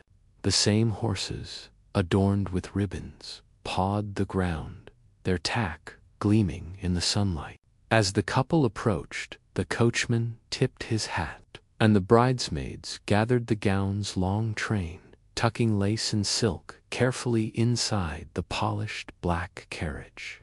Guests surged forward, waving, calling, reaching to touch the couple's hands, as though contact might bring them luck. The bride smiled shyly, the groom bowed slightly, but both felt the weight of being spectacle as well as symbol. When the door closed, the carriage lurched forward, and the crowd's cheers followed it down the street like a tide. Confetti and petals clung to its wheels, fluttering loose as it rolled over cobblestones.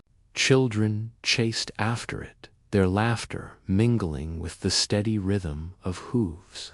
From the windows of nearby houses, people leaned out, craning for a glimpse, tossing flowers or rice into the air. Even those who had never spoken to the couple found themselves swept into the story, bound for a moment by the collective magic of love, declared and sealed. The ride to the reception hall was both a release and a beginning. Inside the carriage, the bride exhaled deeply, as though she had been holding her breath since dawn. The groom squeezed her hand, his face softened now, his nerves replaced by wonder. They exchanged a glance that carried no words, but said everything. "We have crossed the threshold. We are no longer two, but one." Outside, the city rolled past in a blur of cheering faces, ringing bells, and bright bunting strung between buildings. At last, they arrived at the grand hall where the reception would unfold. Lanterns had been strung along the entrance, flowers lined the steps, and servants stood ready with trays of wine and champagne. As the carriage halted, the doors were thrown wide, and once again the couple stepped into the noise of celebration. Guests surged toward them, the air alive with greetings, laughter, and music already beginning inside. For them, the church had been sacred, solemn, eternal. The reception would be earthly, lively, and filled with both splendor and risk. For in the mingling of wine, song, and conversation, truth often surfaced, and reputations could rise or fall as quickly as the pop of a champagne cork. Still, in that moment, none of it mattered. For For now they stood hand in hand at the threshold of the hall, faces alight, hearts still trembling from vows and bells. Behind them the church towered solemnly. Before them the reception shimmered with promise. Between those two worlds the couple paused, no longer simply bride and groom, but husband and wife ready to step into the celebration, into the scrutiny, and into the long, uncertain road of marriage itself. The grand reception hall blazed with light, each chandelier dripping with crystals that scattered fire across the polished floor. Tables stretched the length of the room, covered in damask cloths embroidered with gold thread. Candles stood in tall candelabras, their flames trembling with the faintest draught, throwing shadows that danced across gilded mirrors and carved oak walls. The scent of roasted meats, spiced pies, sugared fruits, and fresh bread mingled in the air, a perfume of abundance meant to overwhelm the senses and signal prosperity. Servants glided silently between the tables, silver trays balanced expertly in their hands, while guests surged inward in a tide of chatter and anticipation. The bride and groom entered together, announced by the steward with a voice that rang through the vaulted chamber. A hush fell, followed instantly by an eruption of applause, louder even than what had greeted them outside the church. Glasses were raised, chairs scraped back, and a chorus of hurrah rolled like thunder beneath the chandeliers. The bride, cheeks flushed and eyes lowered, allowed herself a small smile. The groom straightened his shoulders, bowing slightly to the assembled guests, but inside his heart raced. For the ceremony had been sacred, but this hall, this crowded space of laughter, gossip, and wine was where reputations were truly made or broken. They took their seats at the high table, set apart on a raised platform. From there they could see everything: the glitter of jewels at throats and wrists, the rustle of satin skirts, the sheen of polished boots, the flutter of lace fans concealing whispers. The band struck its first notes, a sweet blend of violins and flutes, and conversation rose in waves, ebbing and flowing with the rhythm of music and clinking glass. Toasts began almost immediately. An uncle, already flushed with drink, stood and proclaimed loudly that the union was blessed, that prosperity awaited, that heirs would soon fill the halls of the family estate. Laughter followed, mixed with the sharp glances of women who measured every word for hidden meaning. Platters of food arrived in endless procession: roasted pheasants with golden skin, trout glazed with butter, steaming tureens of soup rich with herbs, and baskets of bread so fresh that steam still rose when broken apart. Wine flowed in ruby streams, spilling into crystal goblets that sparkled under candlelight. Children darted under tables, sneaking sugared almonds, while their mothers pretended not to notice. Old men argued politics over bowls of punch, their voices carrying across the hall despite their wives' attempts to hush them. Somewhere in a shadowed corner, a maid dropped a tray, the crash of porcelain echoing like a gunshot before laughter smoothed it over. But beneath the surface glitter, under the music and the laughter, currents of tension stirred. A cousin whispered to another about the size of the bride's dowry. An elderly aunt clucked her tongue at the modest cut of her gown, declaring she had seen richer lace at a merchant's daughter's wedding. Friends of the groom exchanged sly glances, wagering quietly on how long the marriage would last. Every smile hid an edge, Every toast carried both warmth and sting. For in Victorian society, a wedding was never only about love. It was theater, politics, economy, and status all bound together in a fragile knot. After the meal, the music swelled into something grander, and chairs were pushed back to clear the polished floor. The first dance belonged to the bride and groom, as tradition demanded. All eyes turned toward them as they rose, her gown whispering against the floorboards, his hand placed carefully at her waist. For a heartbeat, silence held. Then the music began, and they moved together in slow, deliberate circles, each step echoing beneath the vaulted ceiling. The crowd watched in reverent stillness, as though the very rhythm of their lives was contained in those measured movements.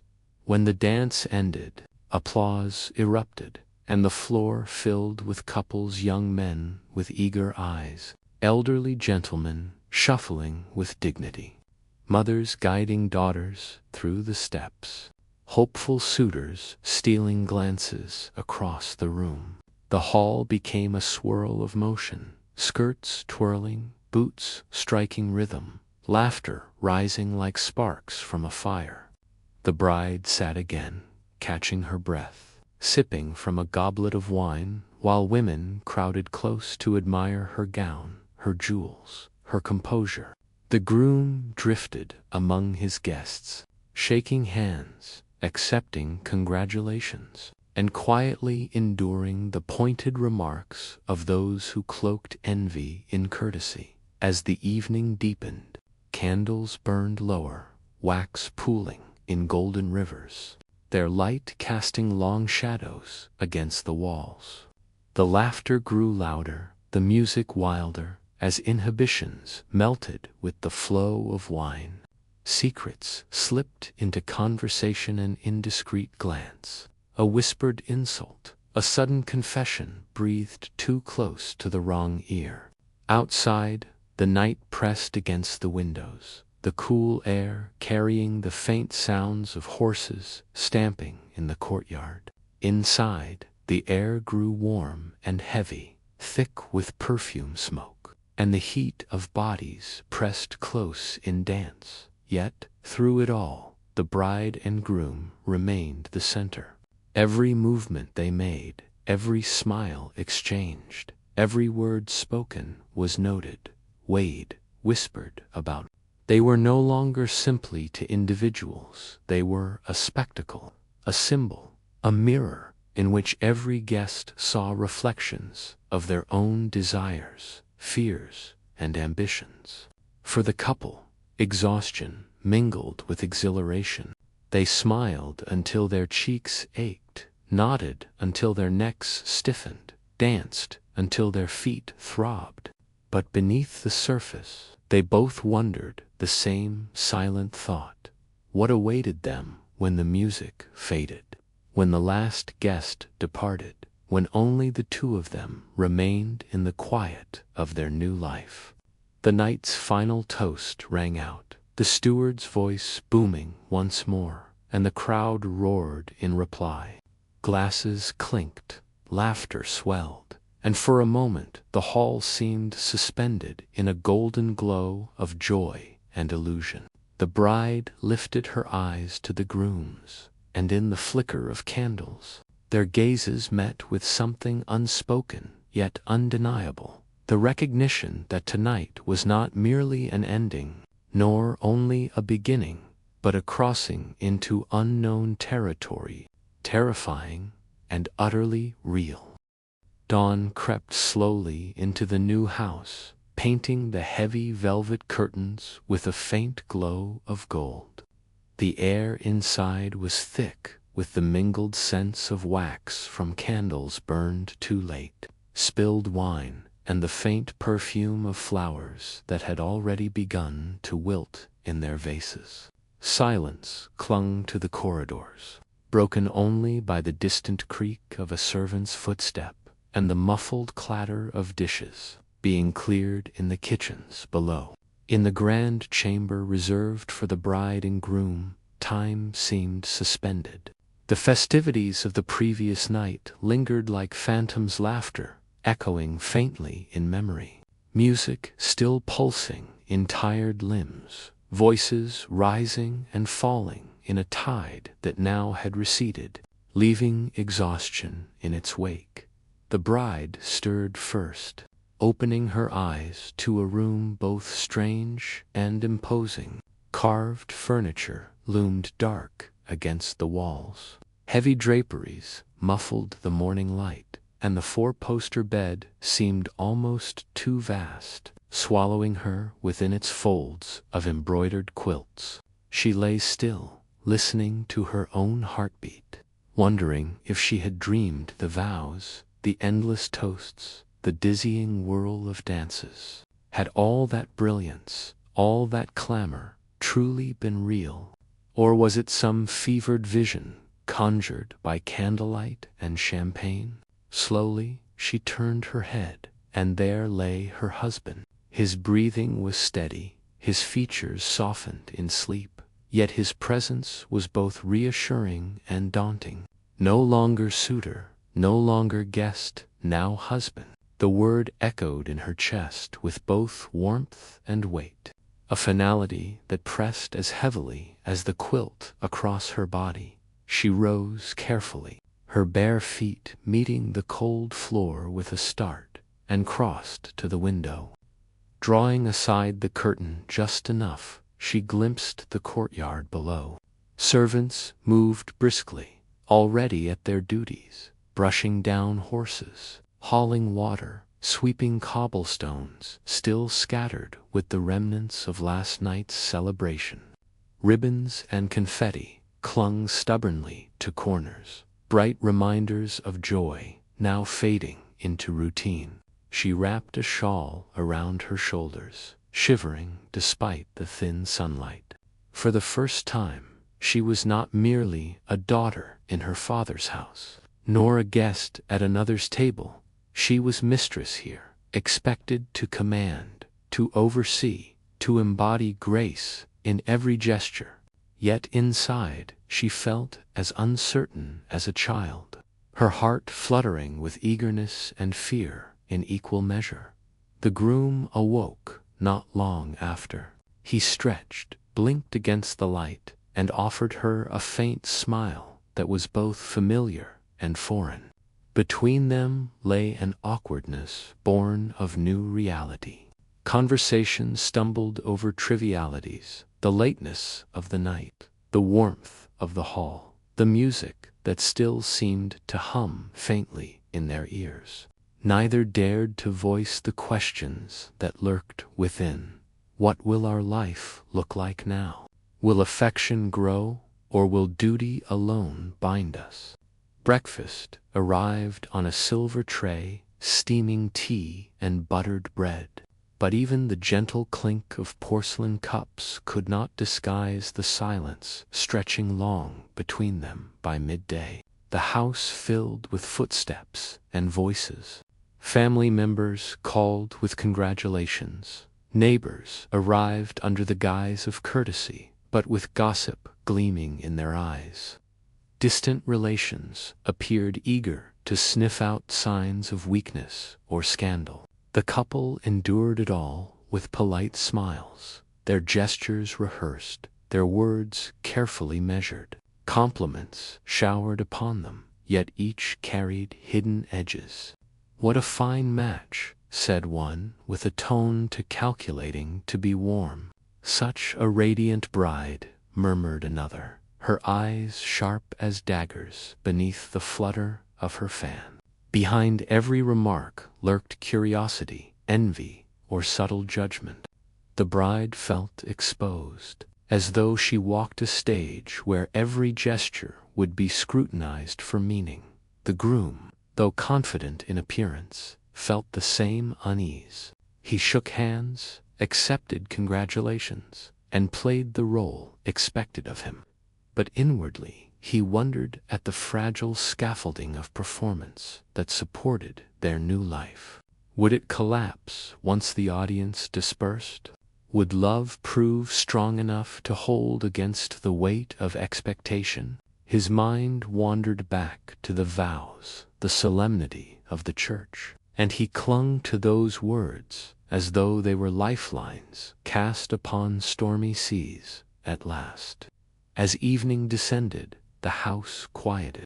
Guests departed in their carriages, servants retreated to the shadows, and the great halls echoed hollow. Alone again, the couple sat together by the fire in the drawing-room. The flames licked high, shadows flickered along the carved panels, and the crackle of wood filled the silence. The groom stared into the blaze, his jaw tight, his thoughts unreadable. The bride watched him, her own mind weaving questions she dared not ask aloud.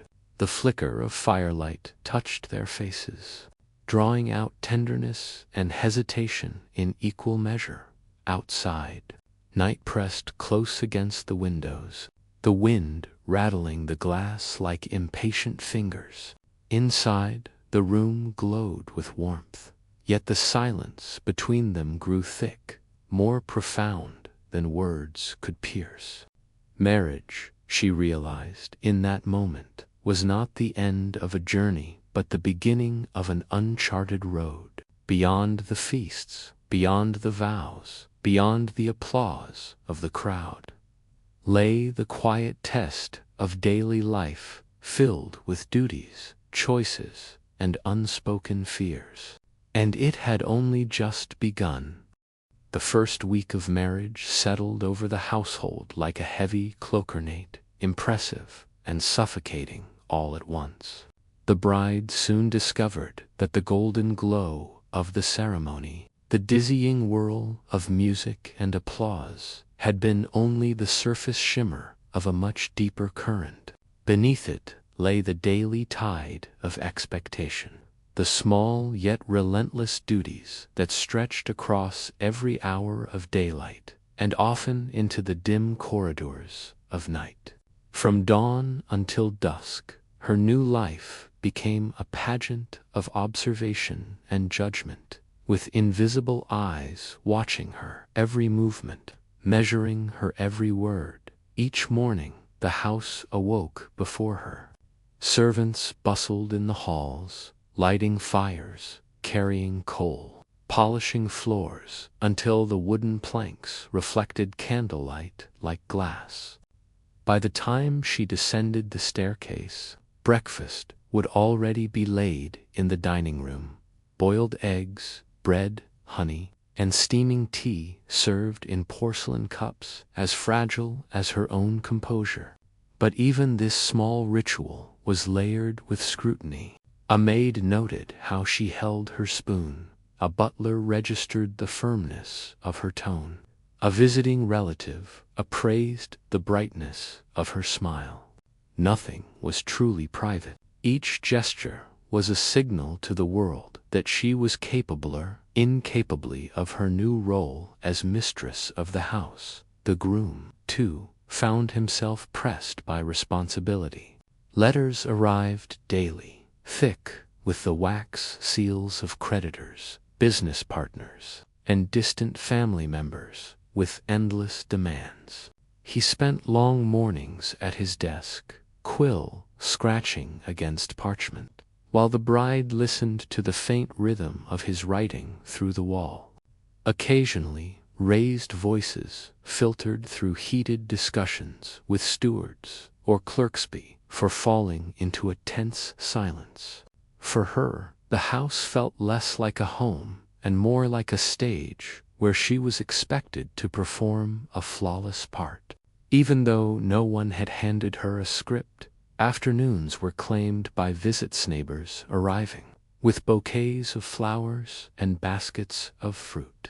Elderly aunts bearing advice disguised as blessings. Young cousins fluttering with curiosity about gowns, jewels, and whispers of romance. The drawing room became a theater of smiles and carefully chosen words. She served tea with steady hands, even as her thoughts trembled like the porcelain cups she carried. Every conversation carried a double edge: admiration laced with envy, politeness lined with subtle critique.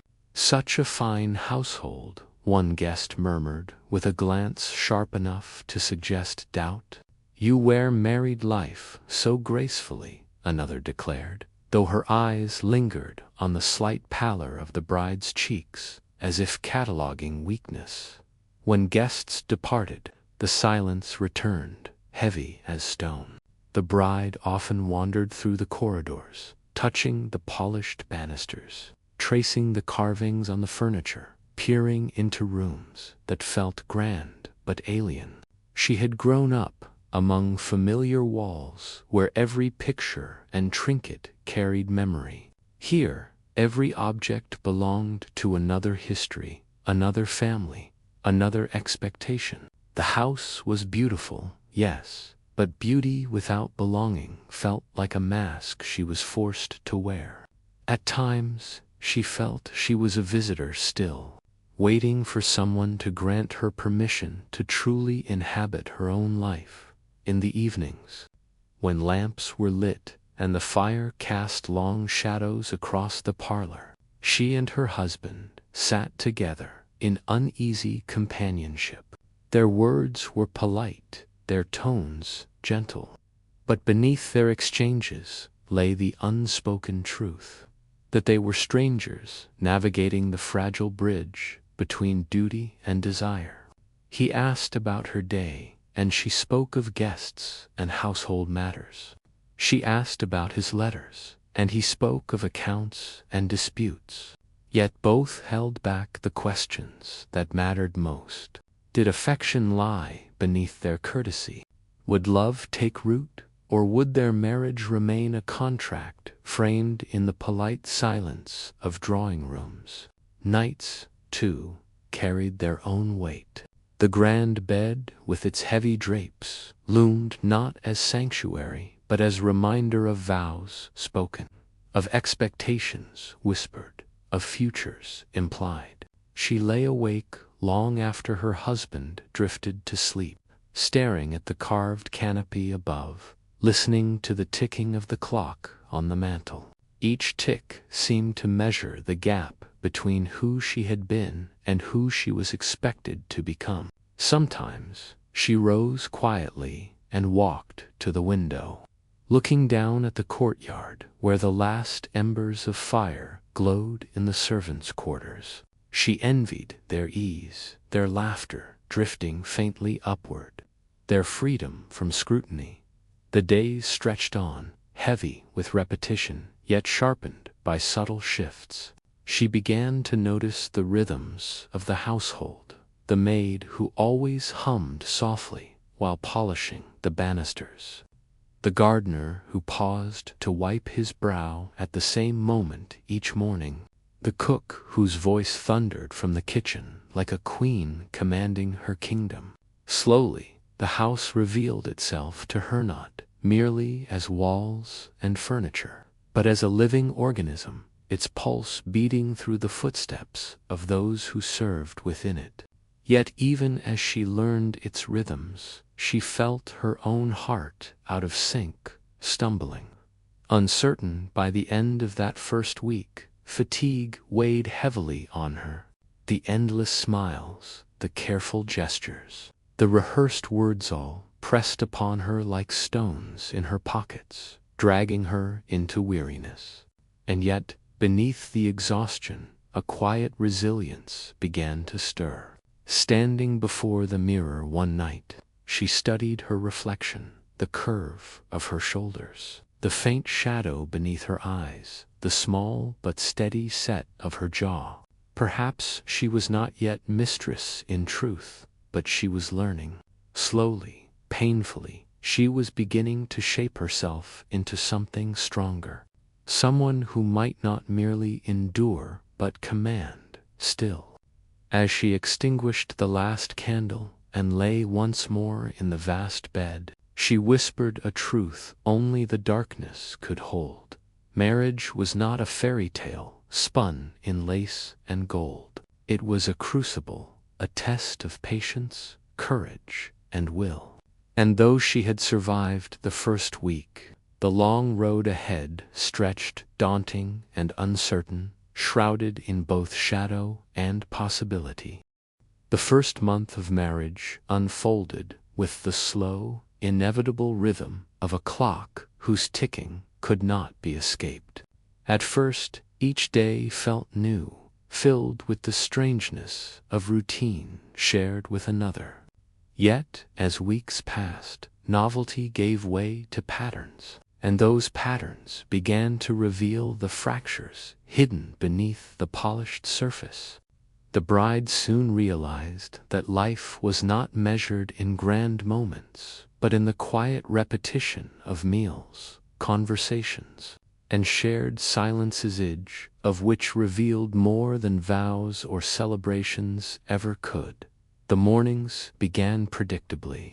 She rose before her husband, the sound of bells in the courtyard marking the hour. Servants brought steaming basins for washing, the scent of lavender soap rising faintly in the chill air.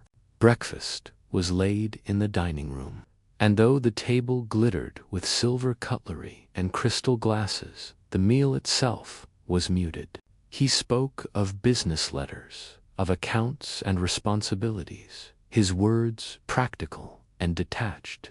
She answered with polite observations about the household, about guests who might visit or neighbors who might call.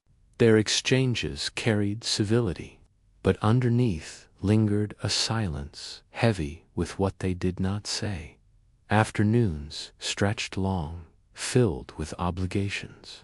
She walked through the garden, trailing her hand across hedges clipped into perfect shapes, yet feeling none of the joy she once knew in her father's simpler grounds.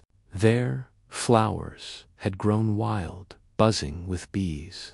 Here, every bloom was measured, every path deliberate, every shrub a symbol of order. Sometimes she invited cousins or acquaintances for tea, their chatter filling the drawing room with a brightness that left her strangely emptier once they departed. At other times, she wandered the corridors alone, her footsteps echoing, her reflection caught again and again in polished mirrors that seemed to ask, "Who are you becoming?" The groom spent his days in study or office, quill scratching furiously, letters piling high on the desk. Occasionally, raised voices erupted when he dealt with stewards or tenants. She heard fragments of arguments about debts, about harvests, about obligations that stretched far beyond the house. These bursts of sound reminded her that while marriage had promised stability, it also tethered her to uncertainties she could neither control nor fully understand. At times, she felt like a guest in her own life, watching decisions pass before her as though she stood behind glass. Evenings were the hardest. They dined together in the long hall, where the table was wide enough to hold 20. Yet most nights held only the two of them at opposite ends. Servants stood at attention, their presence making intimacy impossible. Conversation flickered and died like a candle in a draught. When at last they retreated to the parlor, sitting before the fire, the silence stretched between them until the crackle of burning wood became their only dialogue. He stared into the flames. She studied the shadows they cast, each avoiding the other's eyes for fear of what might be revealed. Yet beneath this polite distance, subtle tensions grew. Small remarks, unspoken but felt, gathered weight. He noticed when her hands trembled as she poured tea. She noticed when his gaze lingered too long on the floor, as though avoiding hers. A misplaced word, a sigh too heavy, a silence too long, all became signals in the quiet language of unease. Neither spoke of it openly, for Victorian manners demanded composure above all else. but in the privacy of her heart, she longed for the warmth she had imagined when she walked down the aisle, the whispered confidences, the shared laughter, the comfort of knowing and being known. Instead, she felt as though she lived with a stranger who shared her table, her house, her name, but not yet her soul. There were, of course, moments of light. A shared glance when music drifted faintly from the street outside, a hand briefly touched when passing a dish at dinner, a smile that broke unexpectedly in the quiet. These fragments glimmered like stars in a clouded sky, enough to remind her that perhaps affection might grow if only patience could sustain it.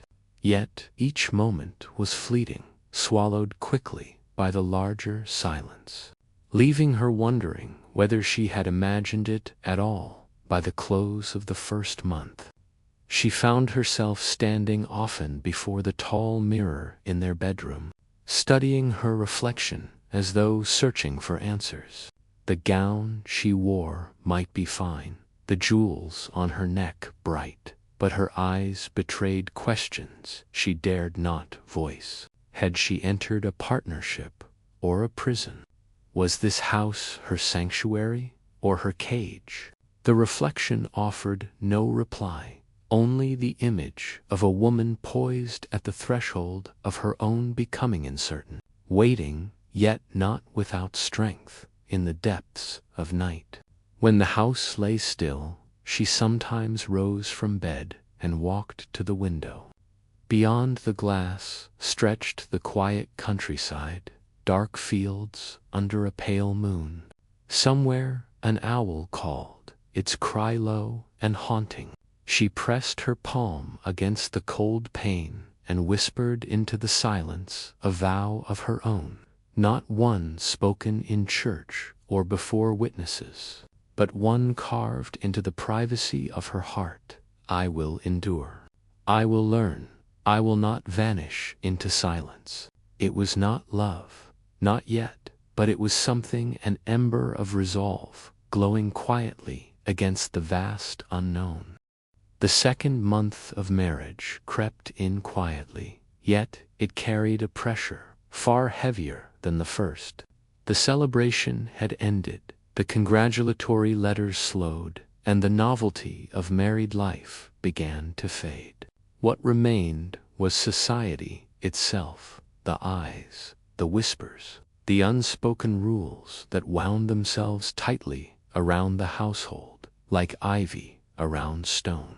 Marriage, she soon learned, was not only a bond between two souls, but also a performance enacted before a restless audience.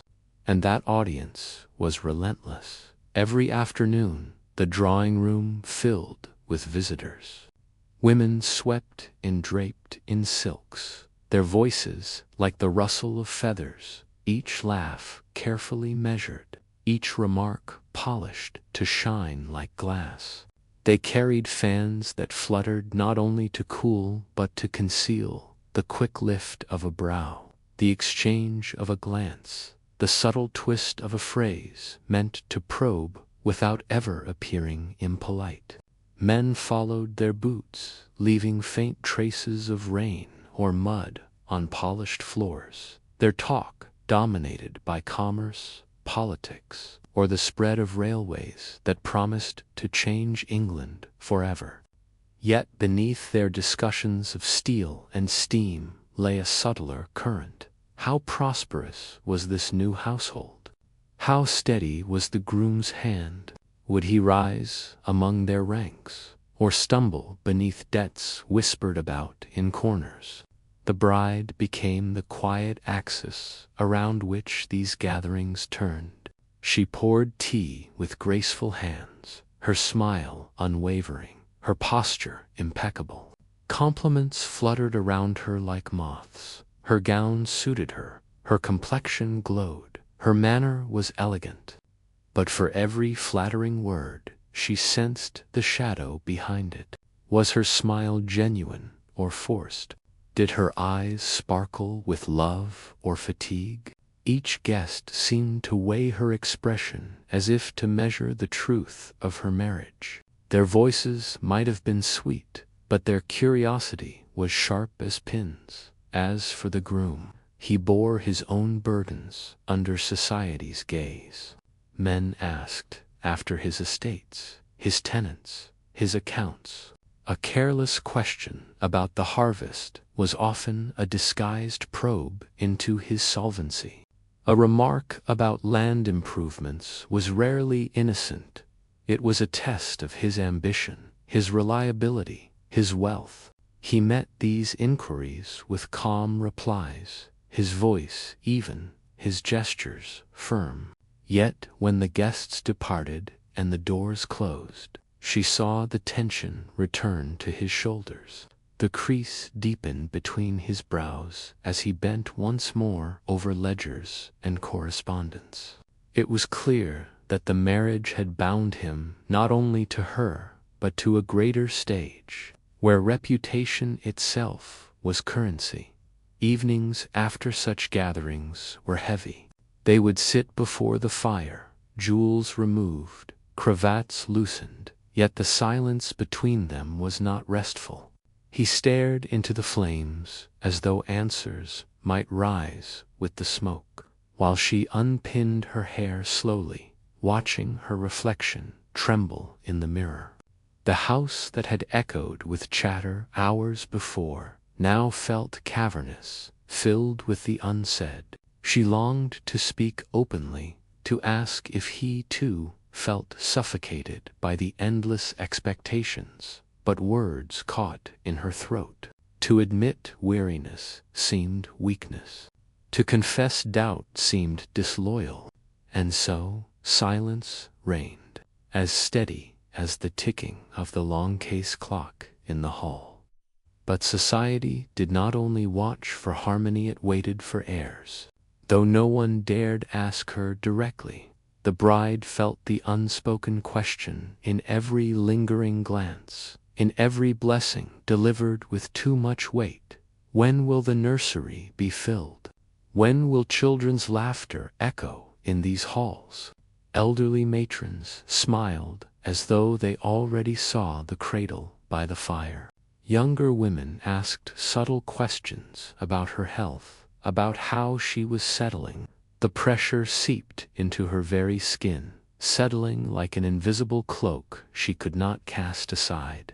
How could she bring forth the next chapter when the present remained so fragile, when love itself was still only an uncertain flame? These unspoken demands haunted her nights. She dreamed of crowded ballrooms where faceless figures whispered until their murmurs grew into a roar. She dreamed of walking endless corridors lined with mirrors, each reflection showing a version of herself, one weary, one defiant, one fading into shadow. Often she woke with her heart racing, the silence of the bedchamber pressing around her, her husband sleeping steadily at her side, unaware of the storms she endured alone. Yet not all moments were dark. One afternoon, a sudden downpour trapped them indoors. The rain lashed against tall windows, streaking the glass with silver rivers. For once, there were no visitors, no letters, no performances to uphold. He joined her at the window, and without hesitation, his hand brushed hers. For the first time in many weeks, they spoke freely. He told her of boyhood summers, chasing storms across open fields. She spoke of books she had read secretly by candlelight long after her household slept. They laughed softly at memories, the sound unfamiliar yet comforting. For a brief moment, the distance dissolved, and she saw not the groom but the boy he once was, vulnerable and real. The connection shimmered like a fragile thread, spun in moonlight, delicate, precious, easily broken. By nightfall, the silence had returned, but the memory of that brief closeness lingered like the scent of rain on stone, as the second month closed. She began to understand that whispers were not merely background noise. They were weapons, tools that shaped reality as much as any decree or contract. Society's judgment could crush a reputation, alter a fortune, unravel a union. Yet she also realized something within herself. Though she was not free, though she lived in a cage gilded with expectations, she still possessed the power to shape her response. She might not silence the whispers, but she could decide whether to bend beneath them or to stand against them, silently, steadily, in her own way. And so she stood one evening before the tall mirror, her hair loose, her gown simple after the finery of the day. Her reflection stared back, weary yet unbroken. "If this is a play," she whispered to the glass, "then I will not be a passive character." It was not a declaration to society, nor even to her husband. It was a promise to herself. A vow spoken into shadows, but a vow nonetheless. The whispers might persist, the expectations might grow, but within her burned a quiet strength, one that even society's gaze could not extinguish. The third month of marriage arrived with the slow turning of the season. The air grew colder, the skies dimmed earlier, and frost began to lace the edges of the garden paths in the mornings. The household adapted, fires lit earlier, heavy drapes drawn against the chill, candles carried from room to room as though the family moved through a ship adrift in endless night. To the bride, the shift of weather felt like a mirror of her own life. Where once there had been celebration and color, now there was routine shaded with silence, each day settling into patterns that seemed unyielding, inevitable. Yet within this rhythm, something began to change, subtle, uncertain, but real. The whispers of society had not ceased. Relatives still visited, neighbors still pried with polished curiosity. Letters still arrived with inquiries that felt more like investigations. How well does she manage the household? How is the estate faring? When might we expect the blessing of heirs? The questions were always wrapped in courtesy, but each word carried the weight of scrutiny. She had learned by now to answer with grace, to offer smiles that hid her weariness, to host gatherings where every gesture was deliberate. Yet even as she performed flawlessly, she felt the exhaustion grow within her. To live under constant observation was to live without rest. The groom, too, carried his burden. Business consumed him, accounts piled upon his desk, and disputes over land or tenants stole his peace. At night, he sat by the fire with his jaw set tight, the lines on his face deepening, his hands restless even when idle. The distance between them seemed greater than the length of the dining table or the silence of the parlor. It was the distance of two hearts circling each other, but never quite daring to meet. She longed to ask him what fears troubled him most. He longed, perhaps, to unburden himself. Yet both held their words back, each caught in the invisible net of Victorian reserve, where vulnerability was weakness and duty was strength. The house itself became a companion, though not always a kind one. Its corridors stretched endlessly, echoing with her solitary footsteps. Its portraits stared with cold eyes, ancestors painted in stern poses, as if judging whether she was worthy of the lineage she had joined. Sometimes, walking late at night with a candle, she thought the house whispered to her groans of old wood, sighs of hidden draughts, murmurs that seemed almost like voices. It was beautiful, yes, but also oppressive. A gilded labyrinth in which she was expected to find herself. Yet, within this heaviness, small moments flickered like embers. Once, she found him asleep at his desk, letters scattered, ink dried on his fingers. Quietly, she placed a blanket over his shoulders. He stirred, but did not wake, and for the first time she allowed herself to study him without pretense. The weariness in his brow, the vulnerability in his parted lips, the boyish softness that business and duty had tried to bury. Another time, during a walk through the frost-tipped garden, he offered her his arm, not out of obligation, but with a tenderness that felt unspoken yet genuine. These moments were fleeting, fragile, yet they hinted at something deeper than mere duty. Society, however, was not easily silenced. Rumors reached her ears, in fragments: a cousin mentioning debts, a neighbor remarking on quarrels with tenants, a maid overheard whispering in the servants' hall. The bride realized that not only her reputation but her husband's stability was being weighed on scales far beyond their control. She began to understand that marriage was not a fortress protecting her from the world, but a ship exposed to every storm of gossip, debt, and demand. She was not merely his companion. She was bound to his fortunes, his failures, his fate. This knowledge might have crushed her, yet instead it began to shape her resolve.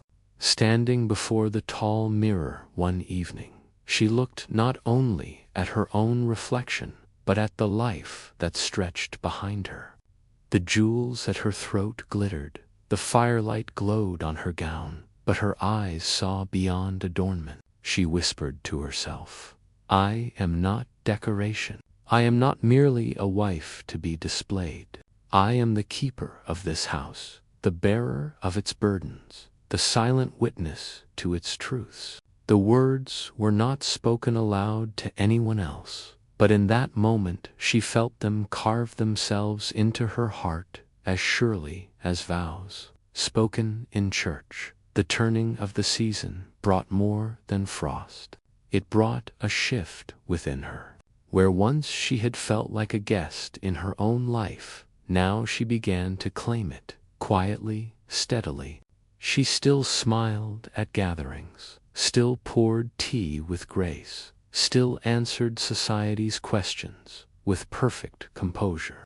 But in private, she allowed herself small rebellions, lingering longer at the window to breathe the cold air, reading books not meant for her, writing letters never sent. These secret acts did not change the world, but they strengthened her spirit, drop by drop. Like rain filling a hidden well, her husband noticed, though he did not speak of it. He saw the quiet steadiness in her eyes, the way her presence seemed less fragile, more grounded. One night, as they sat before the fire in silence, he reached for her hand. She looked at him, startled, but did not pull away.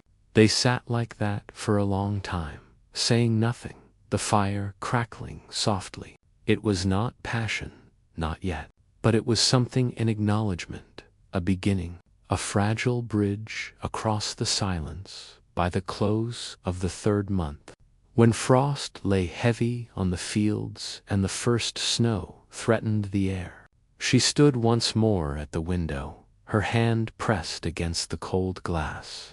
The house was quiet, the world beyond vast and uncertain, yet within her stirred not only fear but also strength.